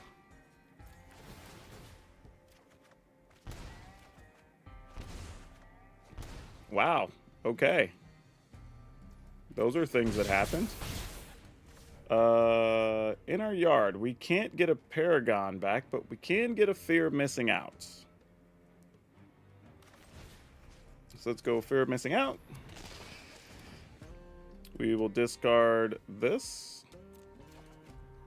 That is not helpful.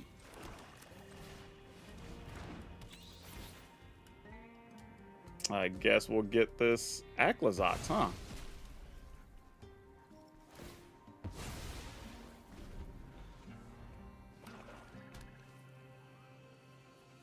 Alright, so I can discard 2.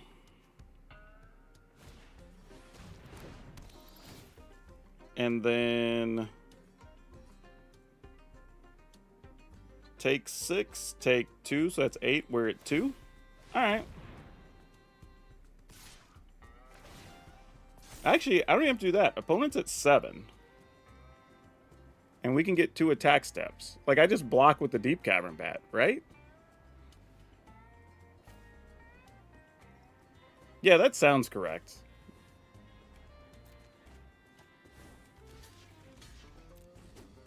And I also gain 1, go to 11, lose 2, go to 9. Yeah. That's a cute bonus. Alright. So the opponent's at 7. So we do this.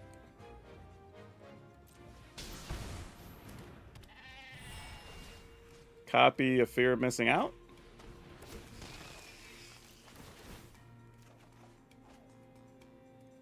Discard this, I guess. Oh, well, that makes that even easier. There we go. And then we just get in with our billion attack steps. Yep. GG's. Alright, cool. That worked out nicely.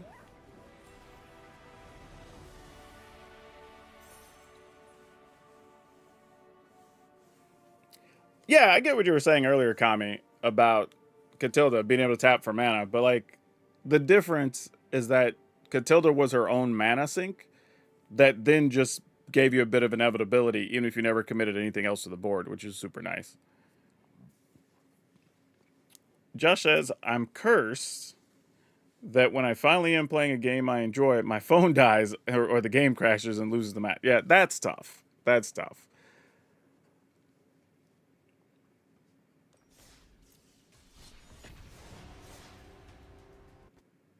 Also, hi to all the folks hanging out on Twitter or on Twitch. Did we see the Marvel reveals? I guess somebody hasn't been to my YouTube channel. I did a whole video and I ranked them based on expected popularity. So you should probably hop over to my YouTube channel. We will go first and we will keep this. This is going to be an interesting hand here. How do we want to go about this? I think we go ahead and fear missing out. Man, I think I have to discard this. Because I don't even have double red yet, though. Ugh. But I don't want to get rid of these. I want to play them on back-to-back turns. So, I guess I'm just gambling here. Okay, they didn't have a cut down, so that was kind of nice, at least.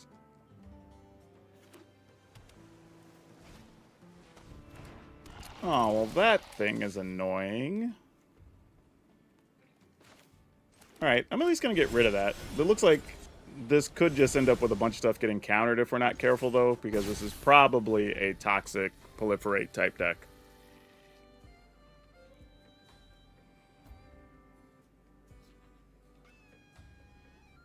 Gonna return that. Kill it, give me a token. All that good stuff. Alright, you could be beneficial later. I'm gonna go with this. They can counter this. Also puts an artifact in our graveyard. Oh. Okay, sure. We had to get poisoned some way. Makes sense.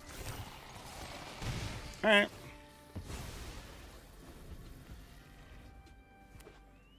Yes, Comic-Con, San Diego Comic-Con was this past weekend. Or actually, going on this weekend, more specifically. Okay, let's try... Oh, wait, Arena. What are you doing? We gotta have black and white open. Why are you doing us like this? I don't know what you were trying. Wait, what? Oh, I tried to intercept Arena and then I tapped it wrong. Doesn't matter though, because I ended up having to pay for this, so whatever. I screwed myself after Arena tried to screw me, but it's okay. That was funny though, because I tapped red instead of white, which is what I meant to do, but it's all right. I assume they'll return this to our hand. We'll get a poison counter. No, they did not do such a thing. Interesting. Alright, well, I'm willing to try to attack. Sure. Don't hate it. Attacking for 3. We'll go ahead and play this. Yep. Alright. I mean, this is starting to get into that area where it gets a little tight because we can die to random things once you start getting above 3 poison, but we'll see how it works out here. Right now, they're trying to deal with the Slasher. Okay, they found Anointed with Affliction, which is their best card against that. Not even close. Alright, let's see if they have an answer for this. Cut down. Oh, are you kidding? I don't even think I've seen anybody ever cast that card against me, but hey, it's the right card there. Well, that's brutal, though. That hurts. Much respect, though, opponent. You gotta have them to draw them, you know? Alright, we're not too worried about that guy. Go to our graveyard. We're gonna get this. Just to make sure that's... Oh, wait, actually. We're going to attack for 5, 6, 7, 8. And they go to 1. If we shoot them, they can... Yeah, we kind of have to do that. Oh, that's not bad. Okay. And then I guess we'll just bat for insurance.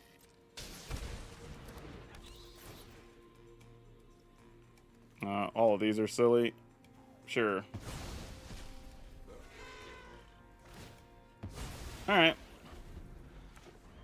I mean, you can give us a poison counter, maybe 2. Yeah. We're at 6. We're at 7. Looks like that's going to be it. Yep.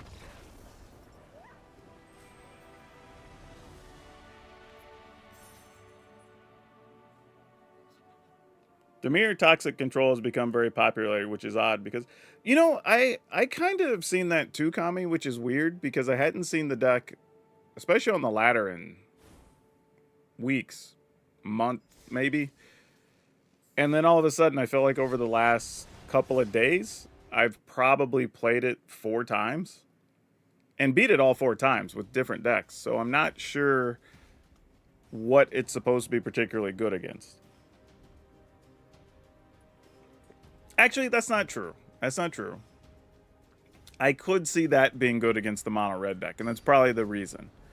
Because you can bounce stuff cheaply, you can exile stuff so you don't take the extra damage, right? Like you can give their stuff -1/-1 or whatever. So like maybe that's why they're doing it. It's just an anti-mono red strategy. Yeah, I'd have to assume the Dimir Toxic is just anti-mono red strategy because it seems to not do well against a lot of other stuff, but it probably does well against that. Which, if you're seeing a ton of mono red, I guess you try to high roll against other stuff, but I don't know if I would do that. This hand, however, we are going to mulligan. We will keep this, and Balloon Man, this is not your time. Not your time to shine. Alright, let's see what we're working with here. Double Bandit's Talent, Go for a Throat. This is interesting, because if I were to get rid of Go for the Throat... Nah, let's get rid of Bandit's Talent, because Bandit's Talent here... So we discard this. Actually, do I discard the Forge? Yeah, I discard the Forge. And then we play Fear of Missing Out. Discard this. Hopefully it's a non... Oh, no! We need it to not be a land. Because if they have a discard spell or another Bandit's Talent here... Okay, that's actually good. Because if that had been another Bandit's Talent or something, we'd have had to lose the Unstoppable Slasher, and that would have wrecked a lot of stuff here. Okay, we'll attack. Assuming they're going to use their Go for the Throat on this, which is why I left their mana up. Love it. Alright. And then if they get a land, of course, we'll see Shieldred here. If not, they'll be trying to deal with their Slasher.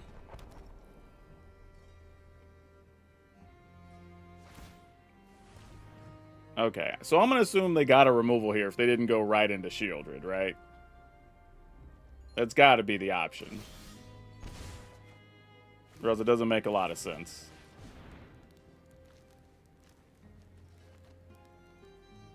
Yep, that's what I thought.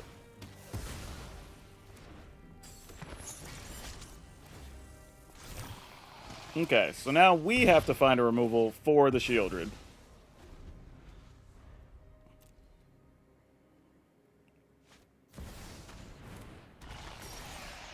Yeah, if you want to play Reanimator decks, we played one just yesterday, or maybe today, or I guess, I don't know. By the time you're seeing this video, probably would be forever ago. But we have one that's dinosaur-based, which is actually much better than the ones just focusing on getting an or a Valgavoth in play.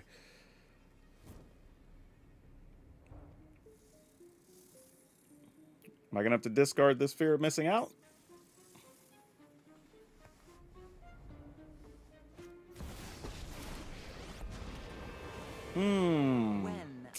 This kind of puts us in a tough situation, doesn't it?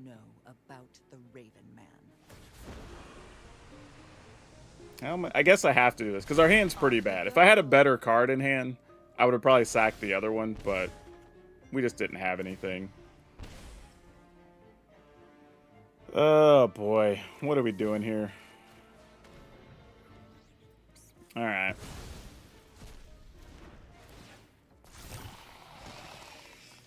No attacks. Yeah, I think the opponent's got this one ultimately. Yeah, I think we can just concede. We just drew nothing here. I'm willing to give that one up.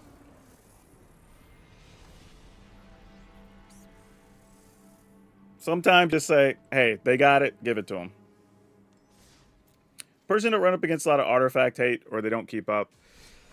Yeah, it's kind of hit or miss on if I see anti-artifact stuff. A lot of times it's in the form of like the green card that like has the kicker that you can exile artifacts or enchantments. It's like the versatile stuff. It's not a. I say that I have been seeing a little bit of braids lately, but that's kind of it.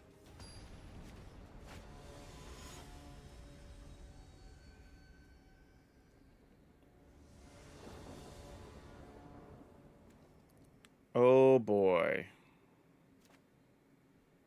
On the draw? Alright, let's try.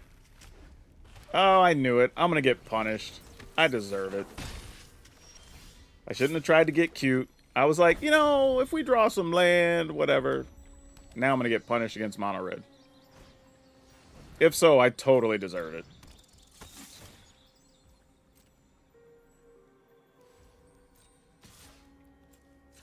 Kept a hand. Sometimes keep a hand like, what if I high roll though?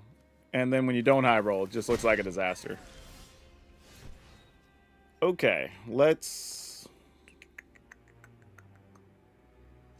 go ahead and kill this.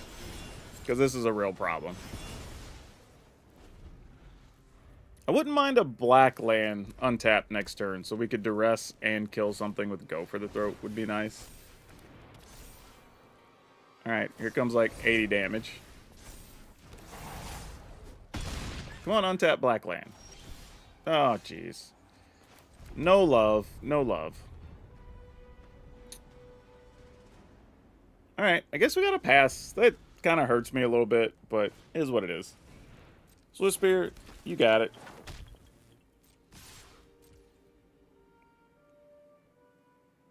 Alright, well, opponent's waiting for me, so that's fair. Oh, did they not have anything else? I would have sworn they were waiting on me to do something there. Maybe they just don't have it. Or it's like lightning strikes or something. Nope, just a spare demonic ruckus. Fortunately, we found another removal spell. Alright. No mana, though, so we're not doing a lot here.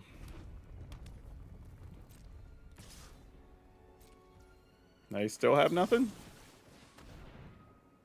Oh, do they find something to protect their guy? Oh, they're actually playing that? Oh, I deserve to die. Like, credit to the opponent. Like, that's rough. How do we get out of trouble here? We just play this? Needed another black land this whole way and never got it. But, yeah. They have a rage or something here. We're just dead. Oh, my gosh. Alright. Yeah, we didn't even have a chance. Our draw was so bad. GG's. Like, if we'd had any real mana, we could have won that one. I can't blame anybody but myself, though. I kept a bad keep and they got me.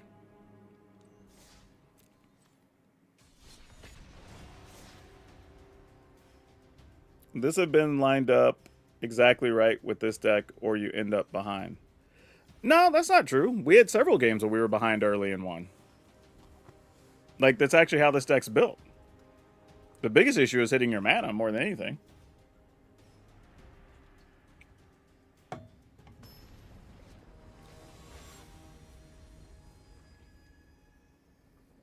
I don't think they fast clicked at all. I actually looked like they had something, but I mean, I'm in a situation where I have to respond first. Like, I didn't have a choice. I'm going to keep this one, but we definitely, obviously, have to draw a third land. Alright. We did the hard part first.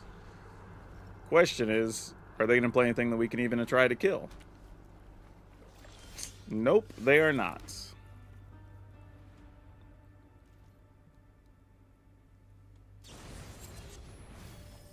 Oh gosh, we're doing this. I'm going to save trouble here. And I'm just going to concede this one and move on, because these games are not fun for videos, and I'm just not going to use that footage. This is... The Reanimer decks are another one where either you stop their stuff early and nothing really happens, or they just hit their stuff and you don't do much of anything. So, those are ones I'm like, I'm willing to just give it up. Opponent can have a win, because when you're making videos, I'm just not going to use that footage.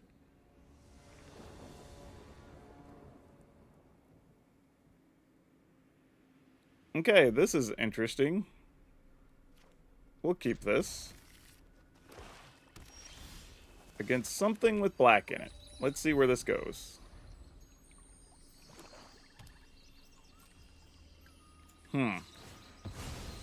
What color do we want to get? White wouldn't hurt if we want to try to play endurance for no damage. Black is also fine. We can get red here. It's white or black is the answer, I think. Though, I guess we could get red, and then we just can guarantee we can play our Overlord when the time comes. Alright. That's probably okay. This Liliana time? No, it's an Annex. That actually sucks for us this early. And we don't have a real removal card, unfortunately. I mean, even if they play their Demon, I may have to, like, double Virtue, which feels so bad, but if that's the only way we can kill something, we gotta do it.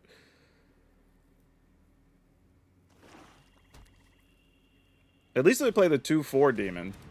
Oh, Leyline of the Void.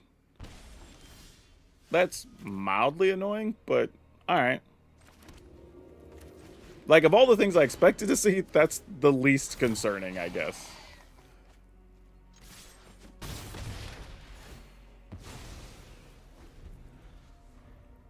Like, I was thinking Shieldred, one of the demons, you know, whatever, but Leyline. Alright. We just won't be doing any fear of missing out shenanigans. That's okay.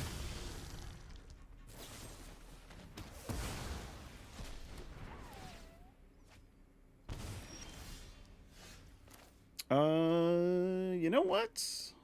Let's go ahead and kill that duder.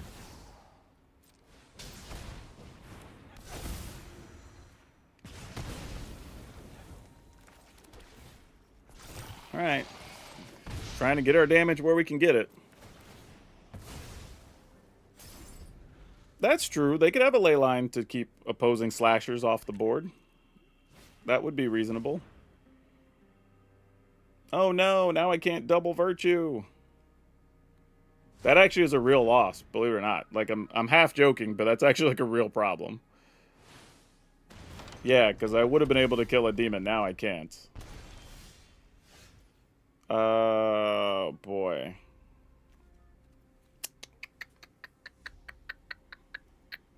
So we would get the thing back before this trigger stacked and remove it, but we'd lose everything else.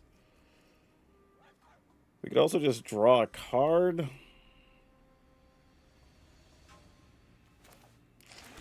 That might be the play here.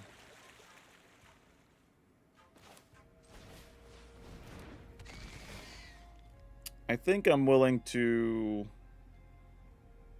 get rid of this and just to look for something else. Well, that was something else.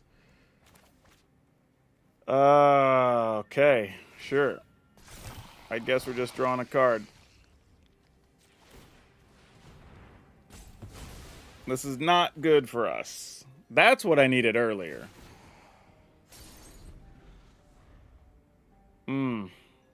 Yeah, it might be too little too late. They're getting extra life here. We haven't drawn our hard removal. It's going to be real hard for us to survive this one.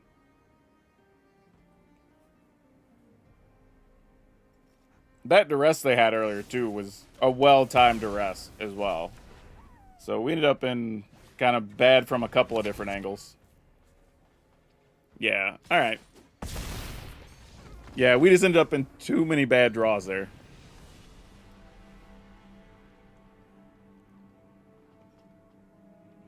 Yeah, that's how you know our draw was bad. They even had a ley line that pretty much did nothing that game, and it still didn't matter. Like, our draw was real bad.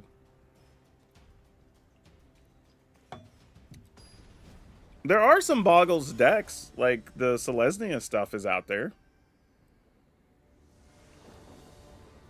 Like, I've seen some of those. Keep this, I guess.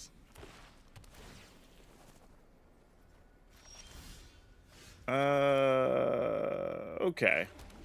Mostly just so we can guarantee having mana on turn 3, but I don't know if that's even a good enough situation here.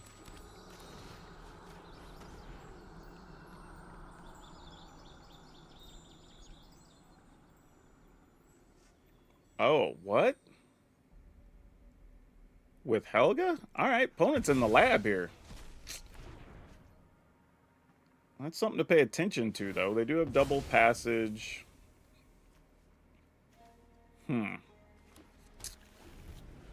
Currently only one white. Alright. Hey, thanks for that. Now they have double white, so that plan is now gone. Unfortunate. Ooh, that's not bad for later. I think we go here to start. And if they ley line or whatever, so be it.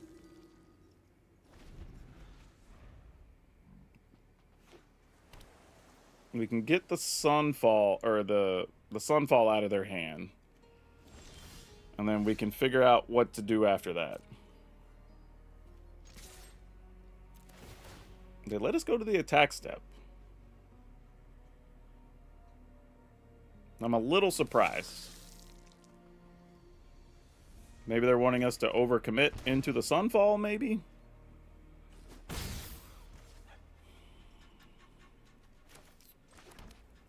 How tricky do we want to try to be here? I'm just trying to decide if I want to force the Sunfall or not yet, is really the issue here. Because they're going to go search for a land. I don't know. We obviously don't know what the hidden card is. I think I'm just going to do this for now. And then maybe they want to use the ley line of binding on that.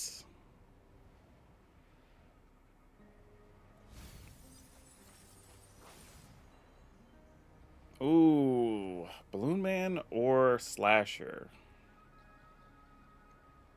Damn, that's a real choice, actually.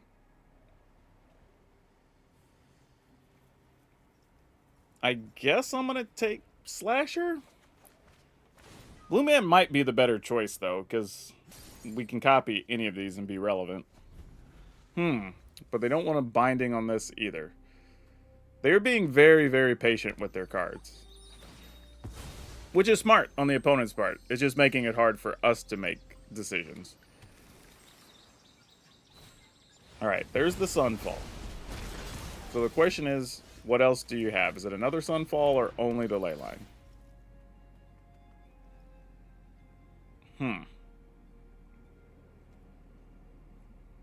That and this is not going to be happy for us. But I guess we take the ley line. Actually, yeah, we just take the ley line. No need to overthink it. Then we go ahead and play Slasher. Start that train going the right way.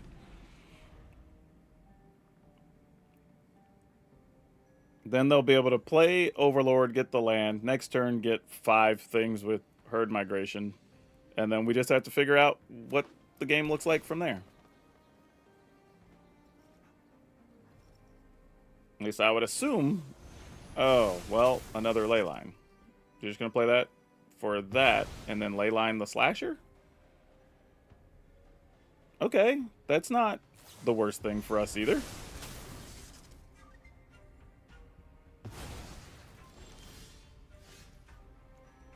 Sure, I guess. Alright, so then we go back to a Slasher, and we go ahead and play one of these.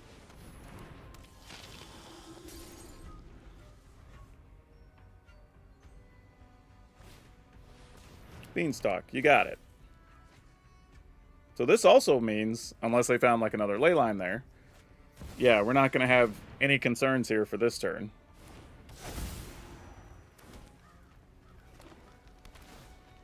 But obviously, it's either going to be wipe the board or play herd migration next turn.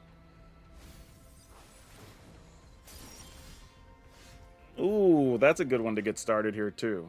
I was going to attack with our lands, but this is just better, I think. What are the odds that they have another Sunfall?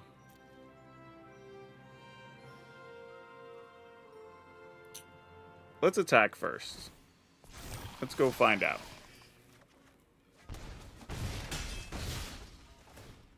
Alright, so they go to 6.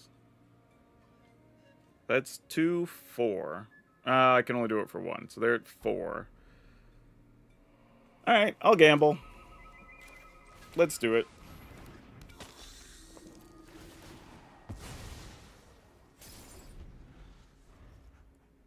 I mean, if they get there, they get there. Alright, they didn't, so that's like the best thing that probably could have happened under the circumstances.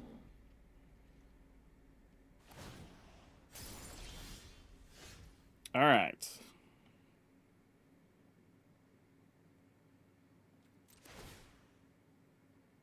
I think we just activate one of these. And then we just see how the opponent chooses to block.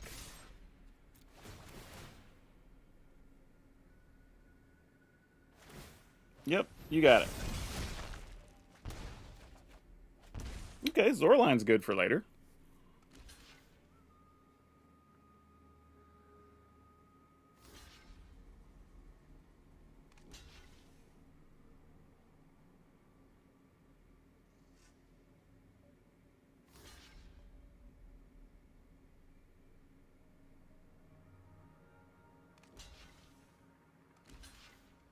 Alright, we'll take that.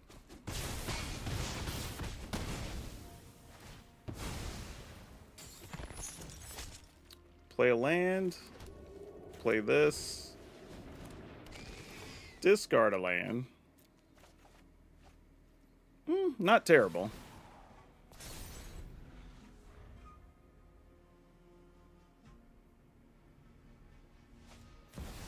Alright, Overlord could find a Sunfall. Because you're looking at 3 cards here.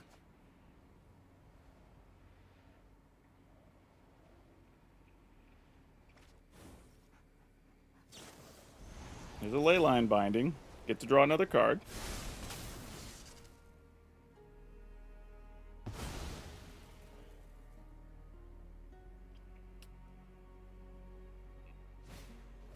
Okay, not a Sunfall. Say if it was Sunfall, they would have just played it there, so we would have seen it. Yep, that's a winner for us.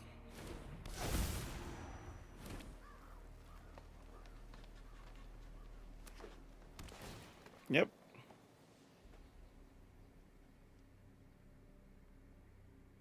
And we're still at 18, so sure. Yeah, even without anything special, they would have been dead. And we found an extra removal card, sure. Yep, that'll do it.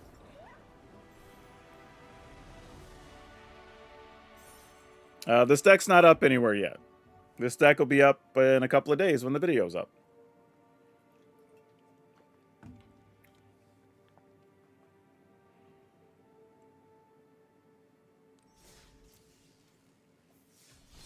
You know what's weird? I wonder if the domain decks are better in best of 3. Because I feel like we've been doing okay against them with random best of 1 decks. Which makes me feel like they're probably just better at best of 3. Let's keep this and figure out what's going to happen. This isn't a very proactive hand, but I don't hate it either. Well, might as well get rid of that duder, because we can't kill it with too much.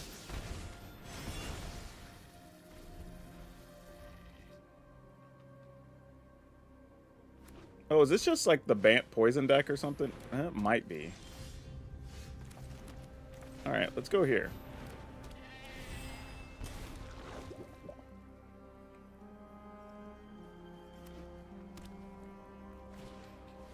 Multiple Skrells Hives. Alright, that's going to get annoying pretty fast. I'm going to tap like this and this. And kind of hope we draw into something. Maybe a land would be nice. Alright, there we go. Question, is this even an Overlord game? Probably not, if I were guessing. So I'm going to discard that. Wow, we just have all the preachers. And if I'd have known we could have held a preacher, dang. I didn't even know that was an option.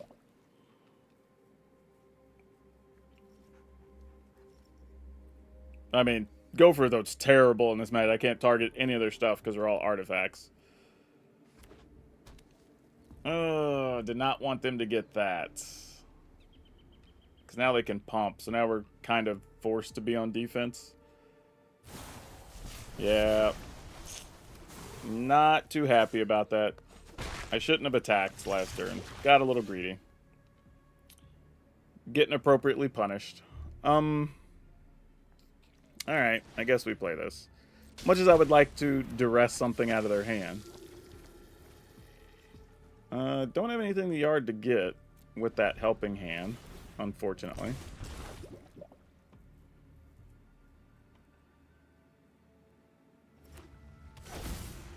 Yep.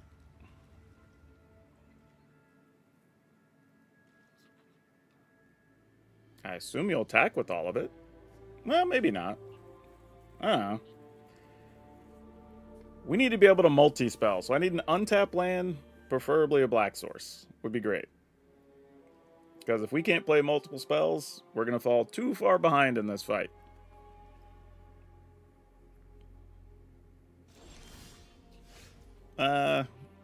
You got halfway there, deck. Let's try this first.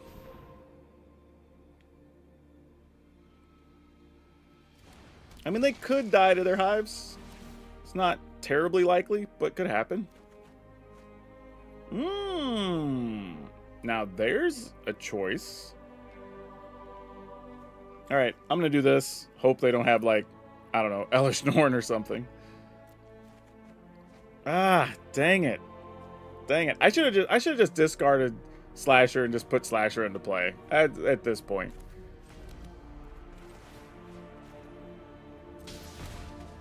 Alright, what do you got over there?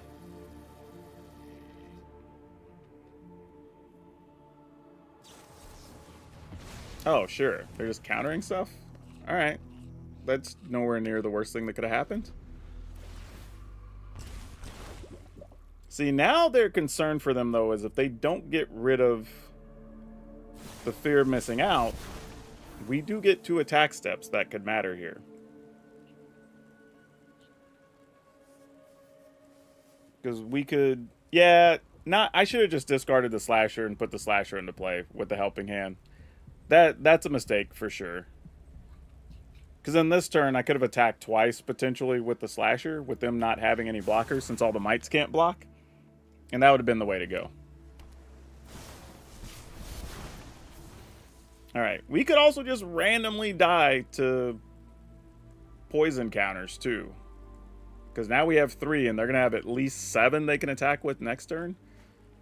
So if we don't kill them on the attack step, we are potentially risking death.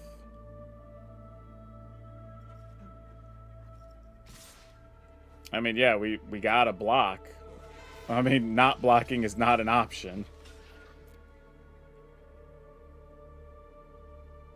Like, we lose the fear of missing out, but, I mean, it's kind of all we can do. I guess I could have risked one of those extra ones getting through, but I don't know, we're so low, I mean, so high on poison already. I'm a little concerned. They're at 18.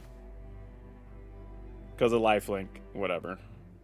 A little late on the black mana. Man, and I have just the wrong amount of mana here. What if I do this? Dang it! Why was that not... Oh, no. Oh, boy. I guess this is our only real shot?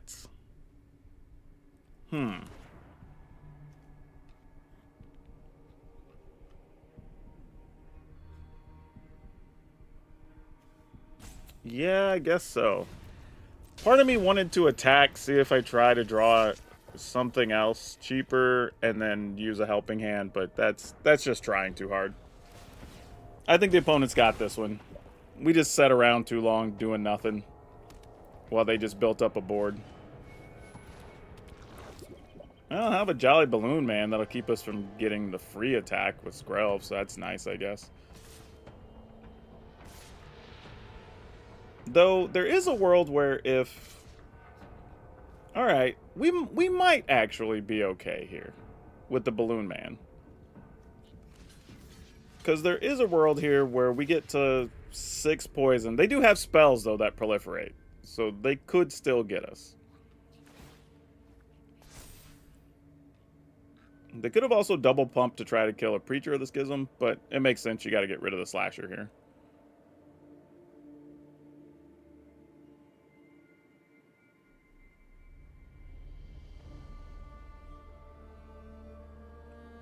I mean, pumping for our life total doesn't really matter. If I were them, I'd just leave the mana up and maybe on defense with the Crawling Chorus or something.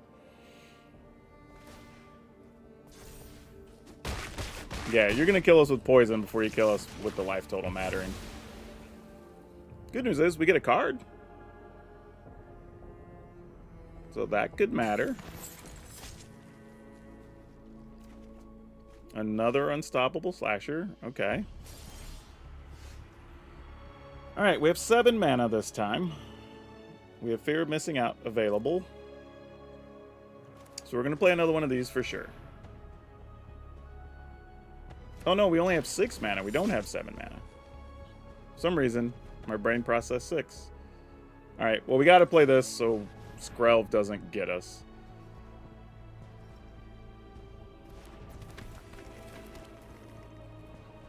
Alright. No attacks. And then we're going to hope for the best on the next 2 turns.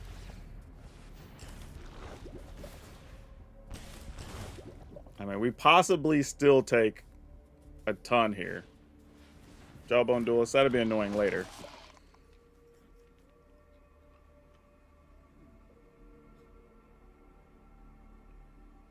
We are in the barely hanging on phase.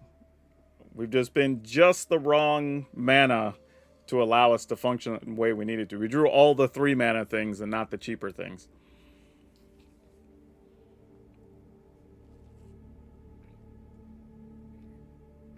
I mean, if the opponent doesn't attack, they could save up enough to possibly just punch through next turn. If they attack here, we have 4 blockers to their 5 attackers, and I don't think that's as efficient for them. This was a huge pull, though. That was actually really big. Wasn't even thinking about this being a thing, but it's definitely a thing. Because this just gets us 3 creatures straight up. So, yeah.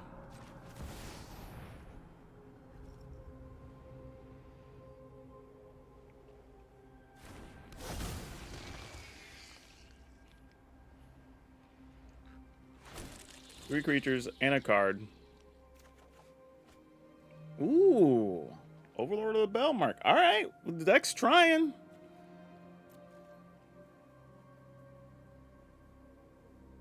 And now we have multiple colors of creatures. We have black and white, which helps us for blocking with the Skrelv out.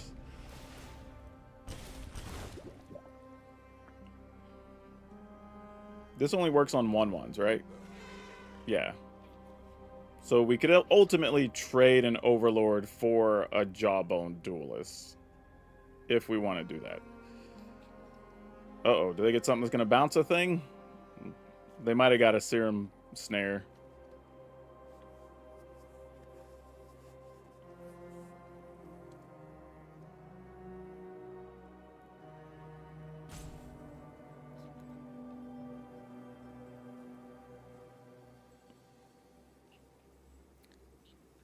This is interesting. Like, do we make a Jolly Balloon Man and then, or I mean, use the Balloon Man to make a Slasher and then attack with 3 Slashers?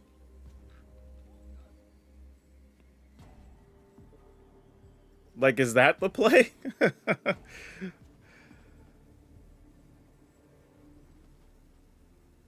Because we'll have access to 2, 4, 6, 8 mana next turn. So we could do this, kill something, get back fear of missing out, or we'll see what we draw as well.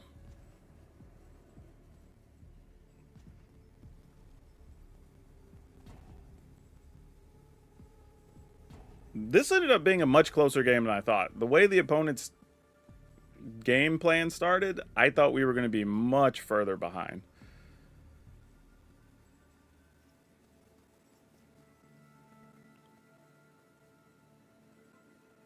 I mean, I could also just copy Overlord of the Mistmoors, then attack with that. Yeah, I was going to say that if you're going to bounce something, that's probably the thing, right?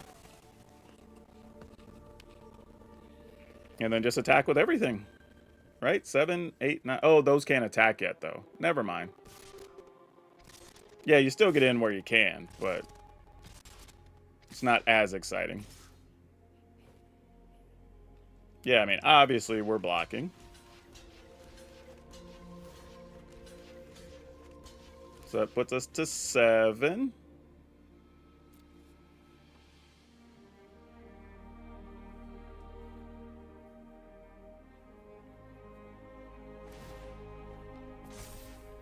Yep, gotta kill the slasher.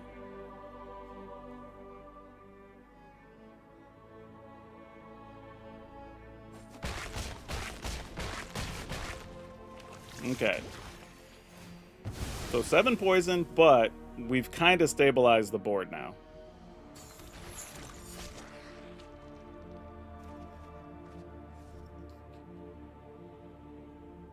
Now we just need them not to draw anything that's actually, like, proliferating. Okay. We could double slasher attack, but I think I'm better off doing this. And then just copying it. Because then that gives us, what, 6 blockers? A lot of blockers, actually. Probably going to play a tapped land here. Go ahead and get this duder back.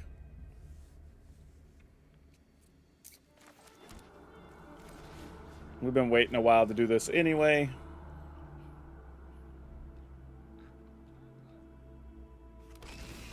So let's just do that. Discarding probably this. And another Balloon Man. Okay. Let's see what happens. It's up to their turn here.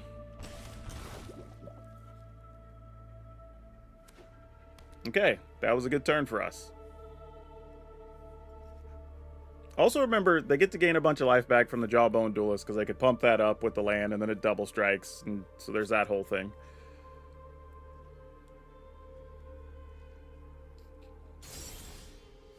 Deep Cavern Bat. You're at least a reasonable chump blocker here under the circumstances.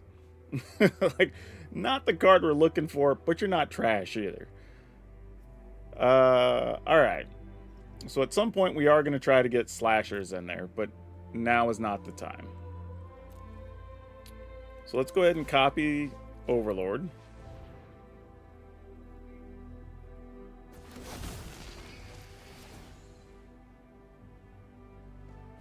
Oh, the slasher would fly. I totally forgot. Totally forgot. That is my stupid ass move. Well, now I want to play another Balloon Man and give it flying now. You're going to have 1, 2, 3, 4, 5, 6, 7, 8, 9 attackers, and I'll have 1, 2, 3, 4, 5, 6, 7, 8, 9, 10 blockers. Yeah, I'm fine. I'll do it anyway. This will be to punish myself for a stupid play. I can also play other cards too, so it's fine. Copy this one.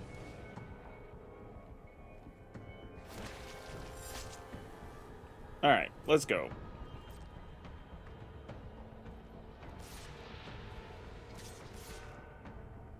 What do I have left? 1, 2, 3, 4. I'd have to kill Skrelv. Alright. Just those.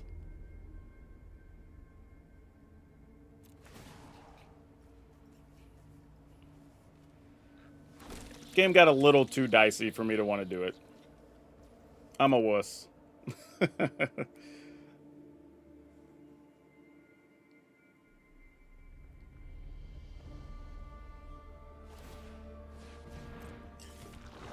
Yep, you get your token.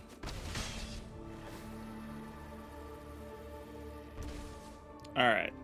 Let's... I mean, is killing Skrelv just the play? Just like, play this, kill Skrelv, and then... just is what it is? Probably so. Then we can just kill them next turn.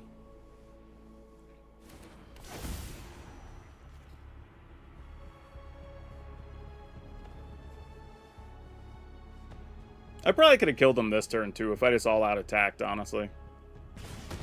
But it's alright. We can get them next turn.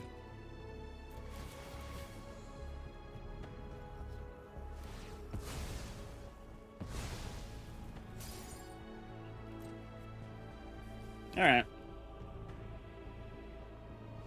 I mean, because next turn, like, they either trade all their tokens for our flyers or our flyers just get lethal.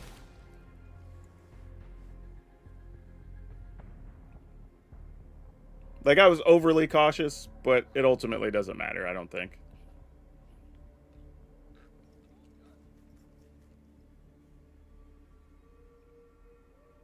I just didn't want to bother with the math to try to figure out, like, when these hit, what does half-life look like, blah, blah, whatever. It's just easier to go, alright, sure. We can just kill you next turn if you don't have a play here. Because, like, obviously I'm blocking all the tokens. So, I mean, it just doesn't matter.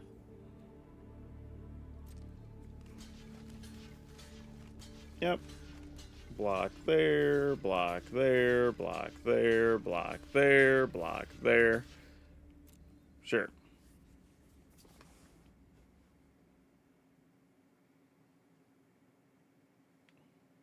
I mean, we have way more than lethal, so they can do whatever they want to do here. Only thing they could have here that would matter would be, like, the White Sun's Twilight, or whatever that thing is. That's literally, like, the only thing I think that matters here. Hey, a new follower, thanks. Because if it's not White Sun's Twilight, then we just attack and win.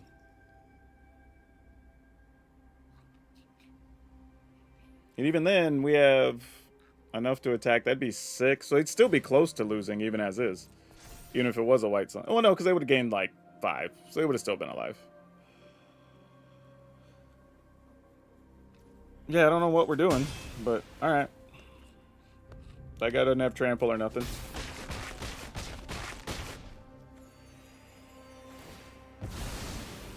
Yep, you got it.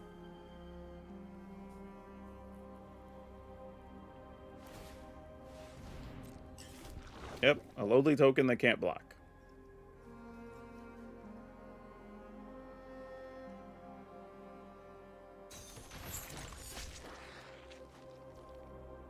Sure.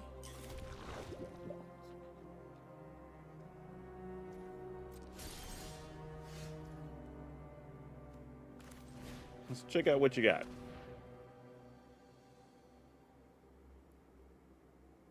I mean, I assume if it was a relevant creature, they would have just played it, but I don't know. What is that thing? Another junker gets flying in my... Oh, no. What? Wait, why did they not use that? Like...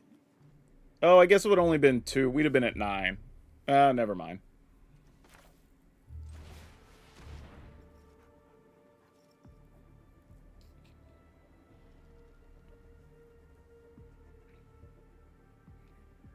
Alright, how much do we have here? 2, 4, 6, 7, 8, 9, 10, 11, 12, 13, and 6 twice? Yeah, that's more than enough. Just covering my bases. We'll just go ahead and give a FOMO attack. And we'll attack with the... I don't know why I didn't copy something with the Balloon Man, but it doesn't really matter.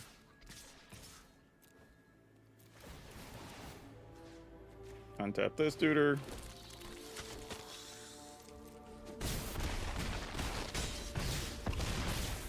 And then attack again with this duder. Alright, all good.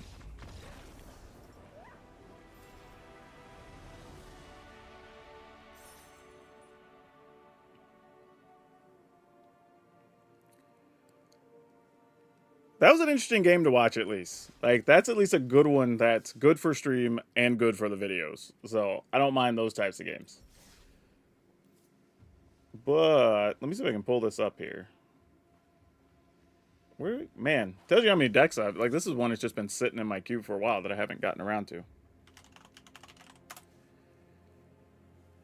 Okay, so, lots to like about this deck, but there are two things I think you really need to know if you're going to play this deck.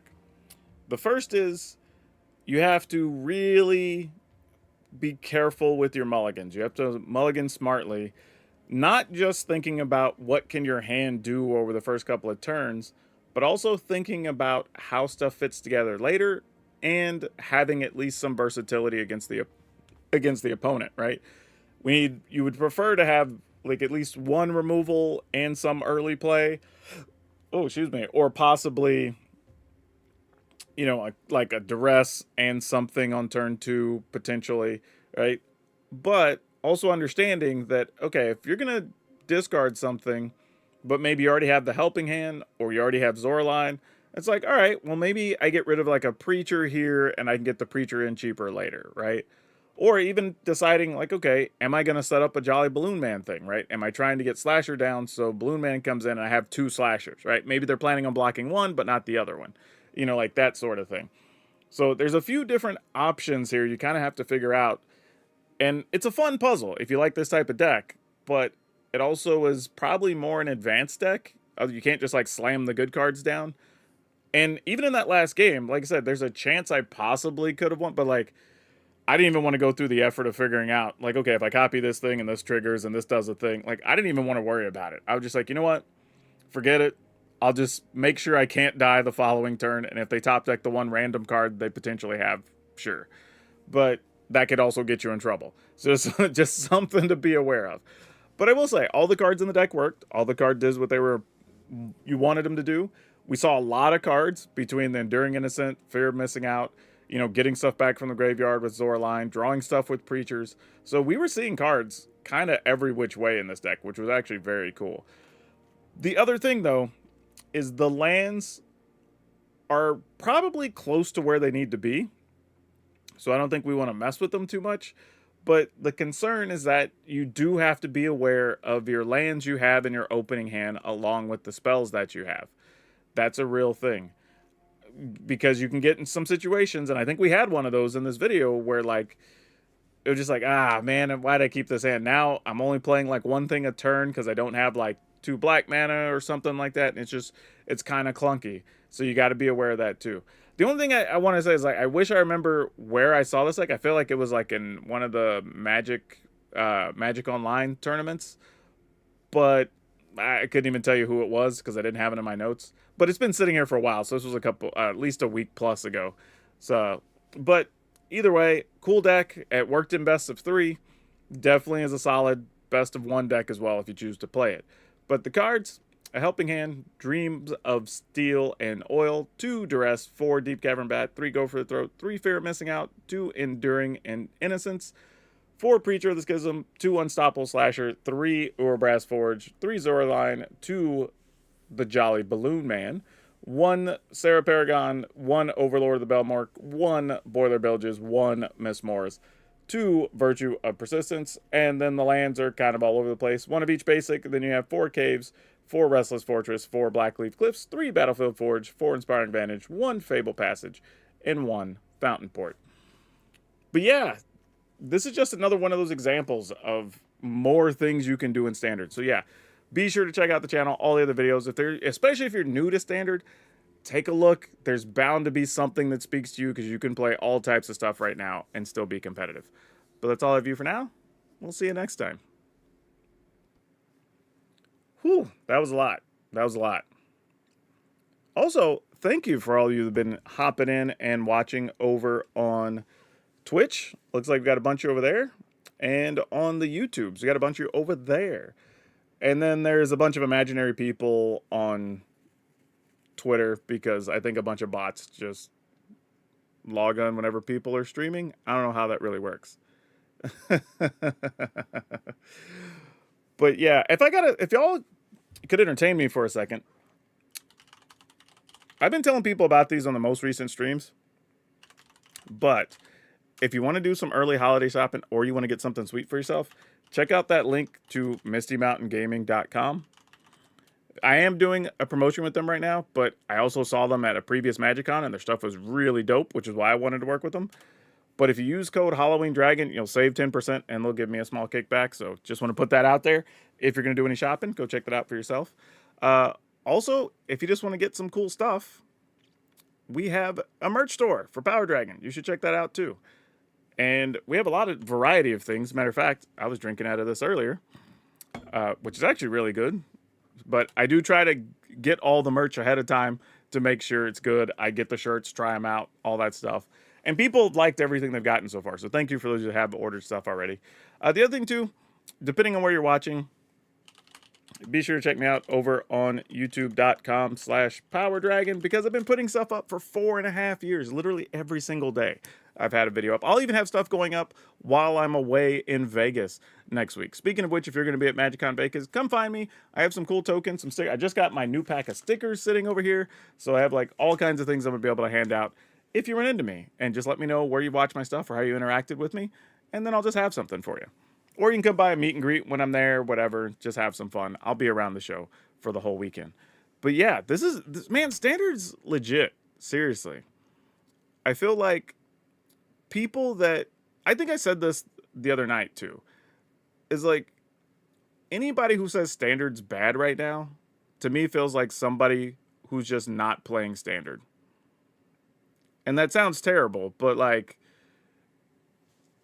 if there's anything to complain about in Standard, like I said, it's just the non-games you have with mono red, like win or lose. Like I think the deck is beatable, but that's the only deck that leads to what I would call just like a feel bad gameplay experience, because like it's just when you're winning or losing, it's just not interactive and nothing's happening. But if you see all the decks we play against otherwise, there's like 3 different mono black decks. People are still playing like all the theme decks with like rats.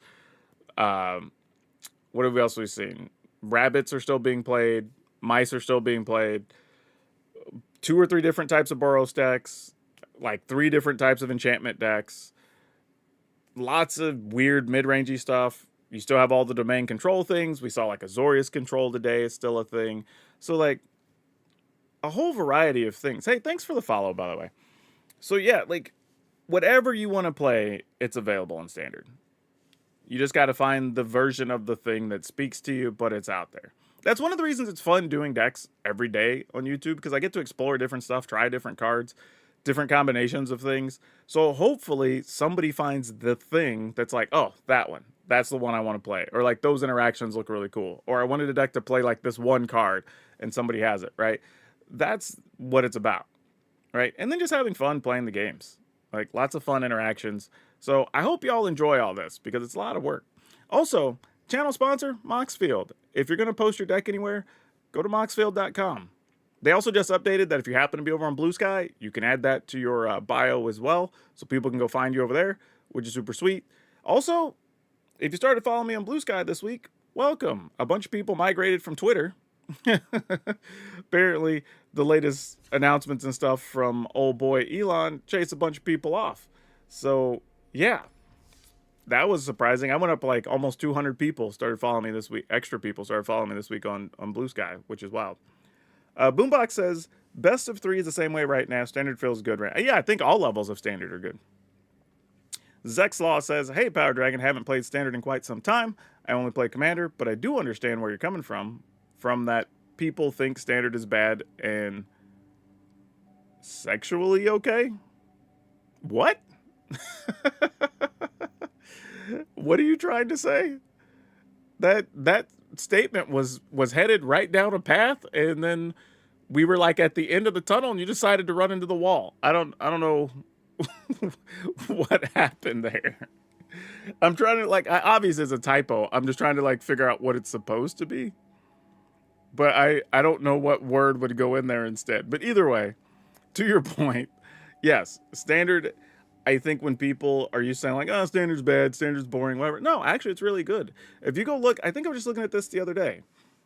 I was looking at some of the top recent tournaments, and I was just curious. And I went through over. Let's see. There's 1, 2, 3, 4, 5, 6, 7, 8, 9, 10. We'll call it 10 because it's a variant.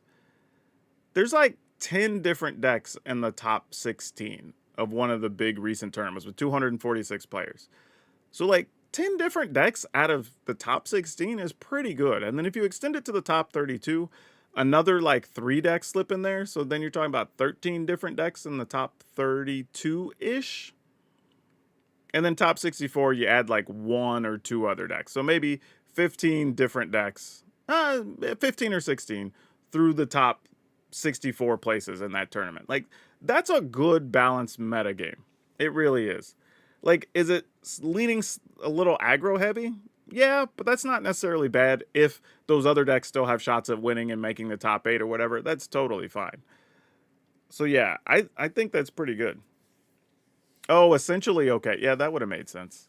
that makes perfect sense, actually. But yeah, so if you can't have it be much more balanced, right? The fact that we're able to play hyperspeed mono red, if you will, but then on the other side of that, we were reanimating dragons and winning games. You know what I mean?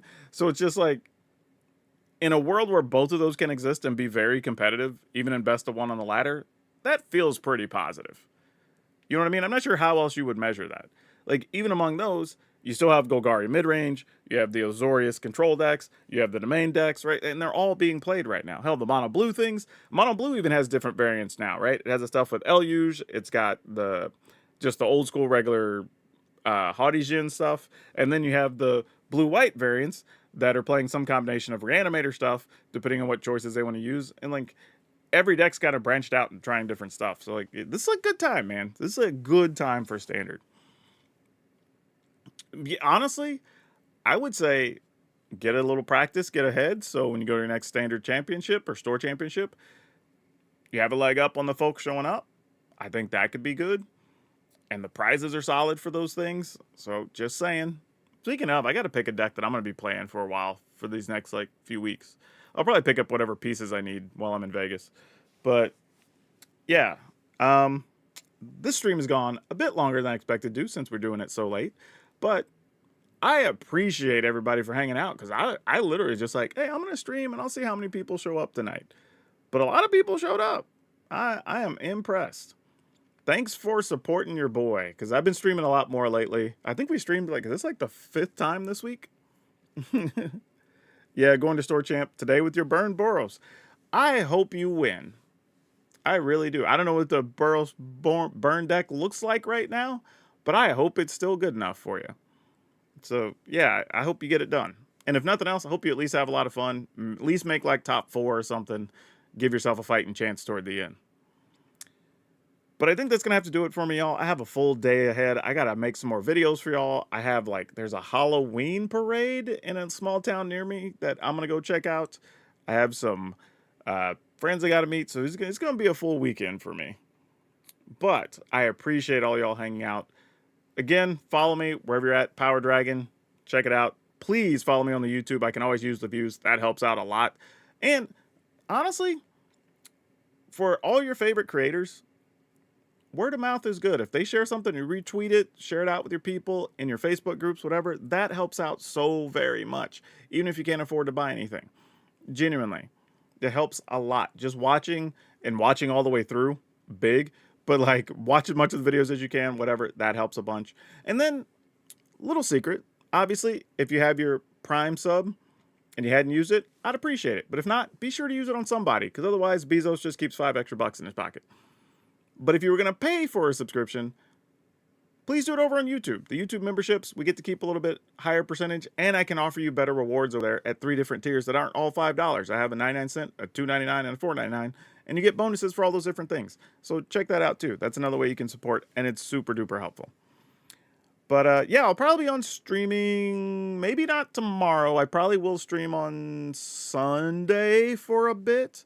If I get on tomorrow, I might mid-afternoon. I'm not going to say no. I've been trying to stream at different times so I can catch different groups of people, because we do it like tonight. We streamed and we had people on from Italy because it was morning for them, right? And then we have people from Germany, and we have people from South America. So it's like trying to stream where it's a good time. Thanks for following there, the king. But I want to at least try to get it to where different people get access to the streams instead of just being like the same ones every time. Even though it is nice to have regulars, it is a thing where I think it's cool just to be able to like, hey, these people don't normally get to see me. Let's go ahead and hop in and you know, do something with them. One last thing, if you do want to hang out and you want to be part of chats and stuff whenever we're not live, you can join our Discord. The Discord is free. It's open. As long as you're not a knucklehead, you don't get a boot. And fortunately, we've only had to boot 2 people ever, which is super awesome. Oh, well, there you go. And the Netherlands. Yeah, there you go. So it makes sense, right? Being in the different, on at different times works for different time zones. But yeah, you can always come by the Discord, hang out, chat, all that good stuff. But I think that's where we're going to do it. So wherever you are watching, good morning, good afternoon, good evening, good night. Please remember to take care of yourselves, your family, all that good stuff. Remember to be awesome, but more importantly, be awesome to each other.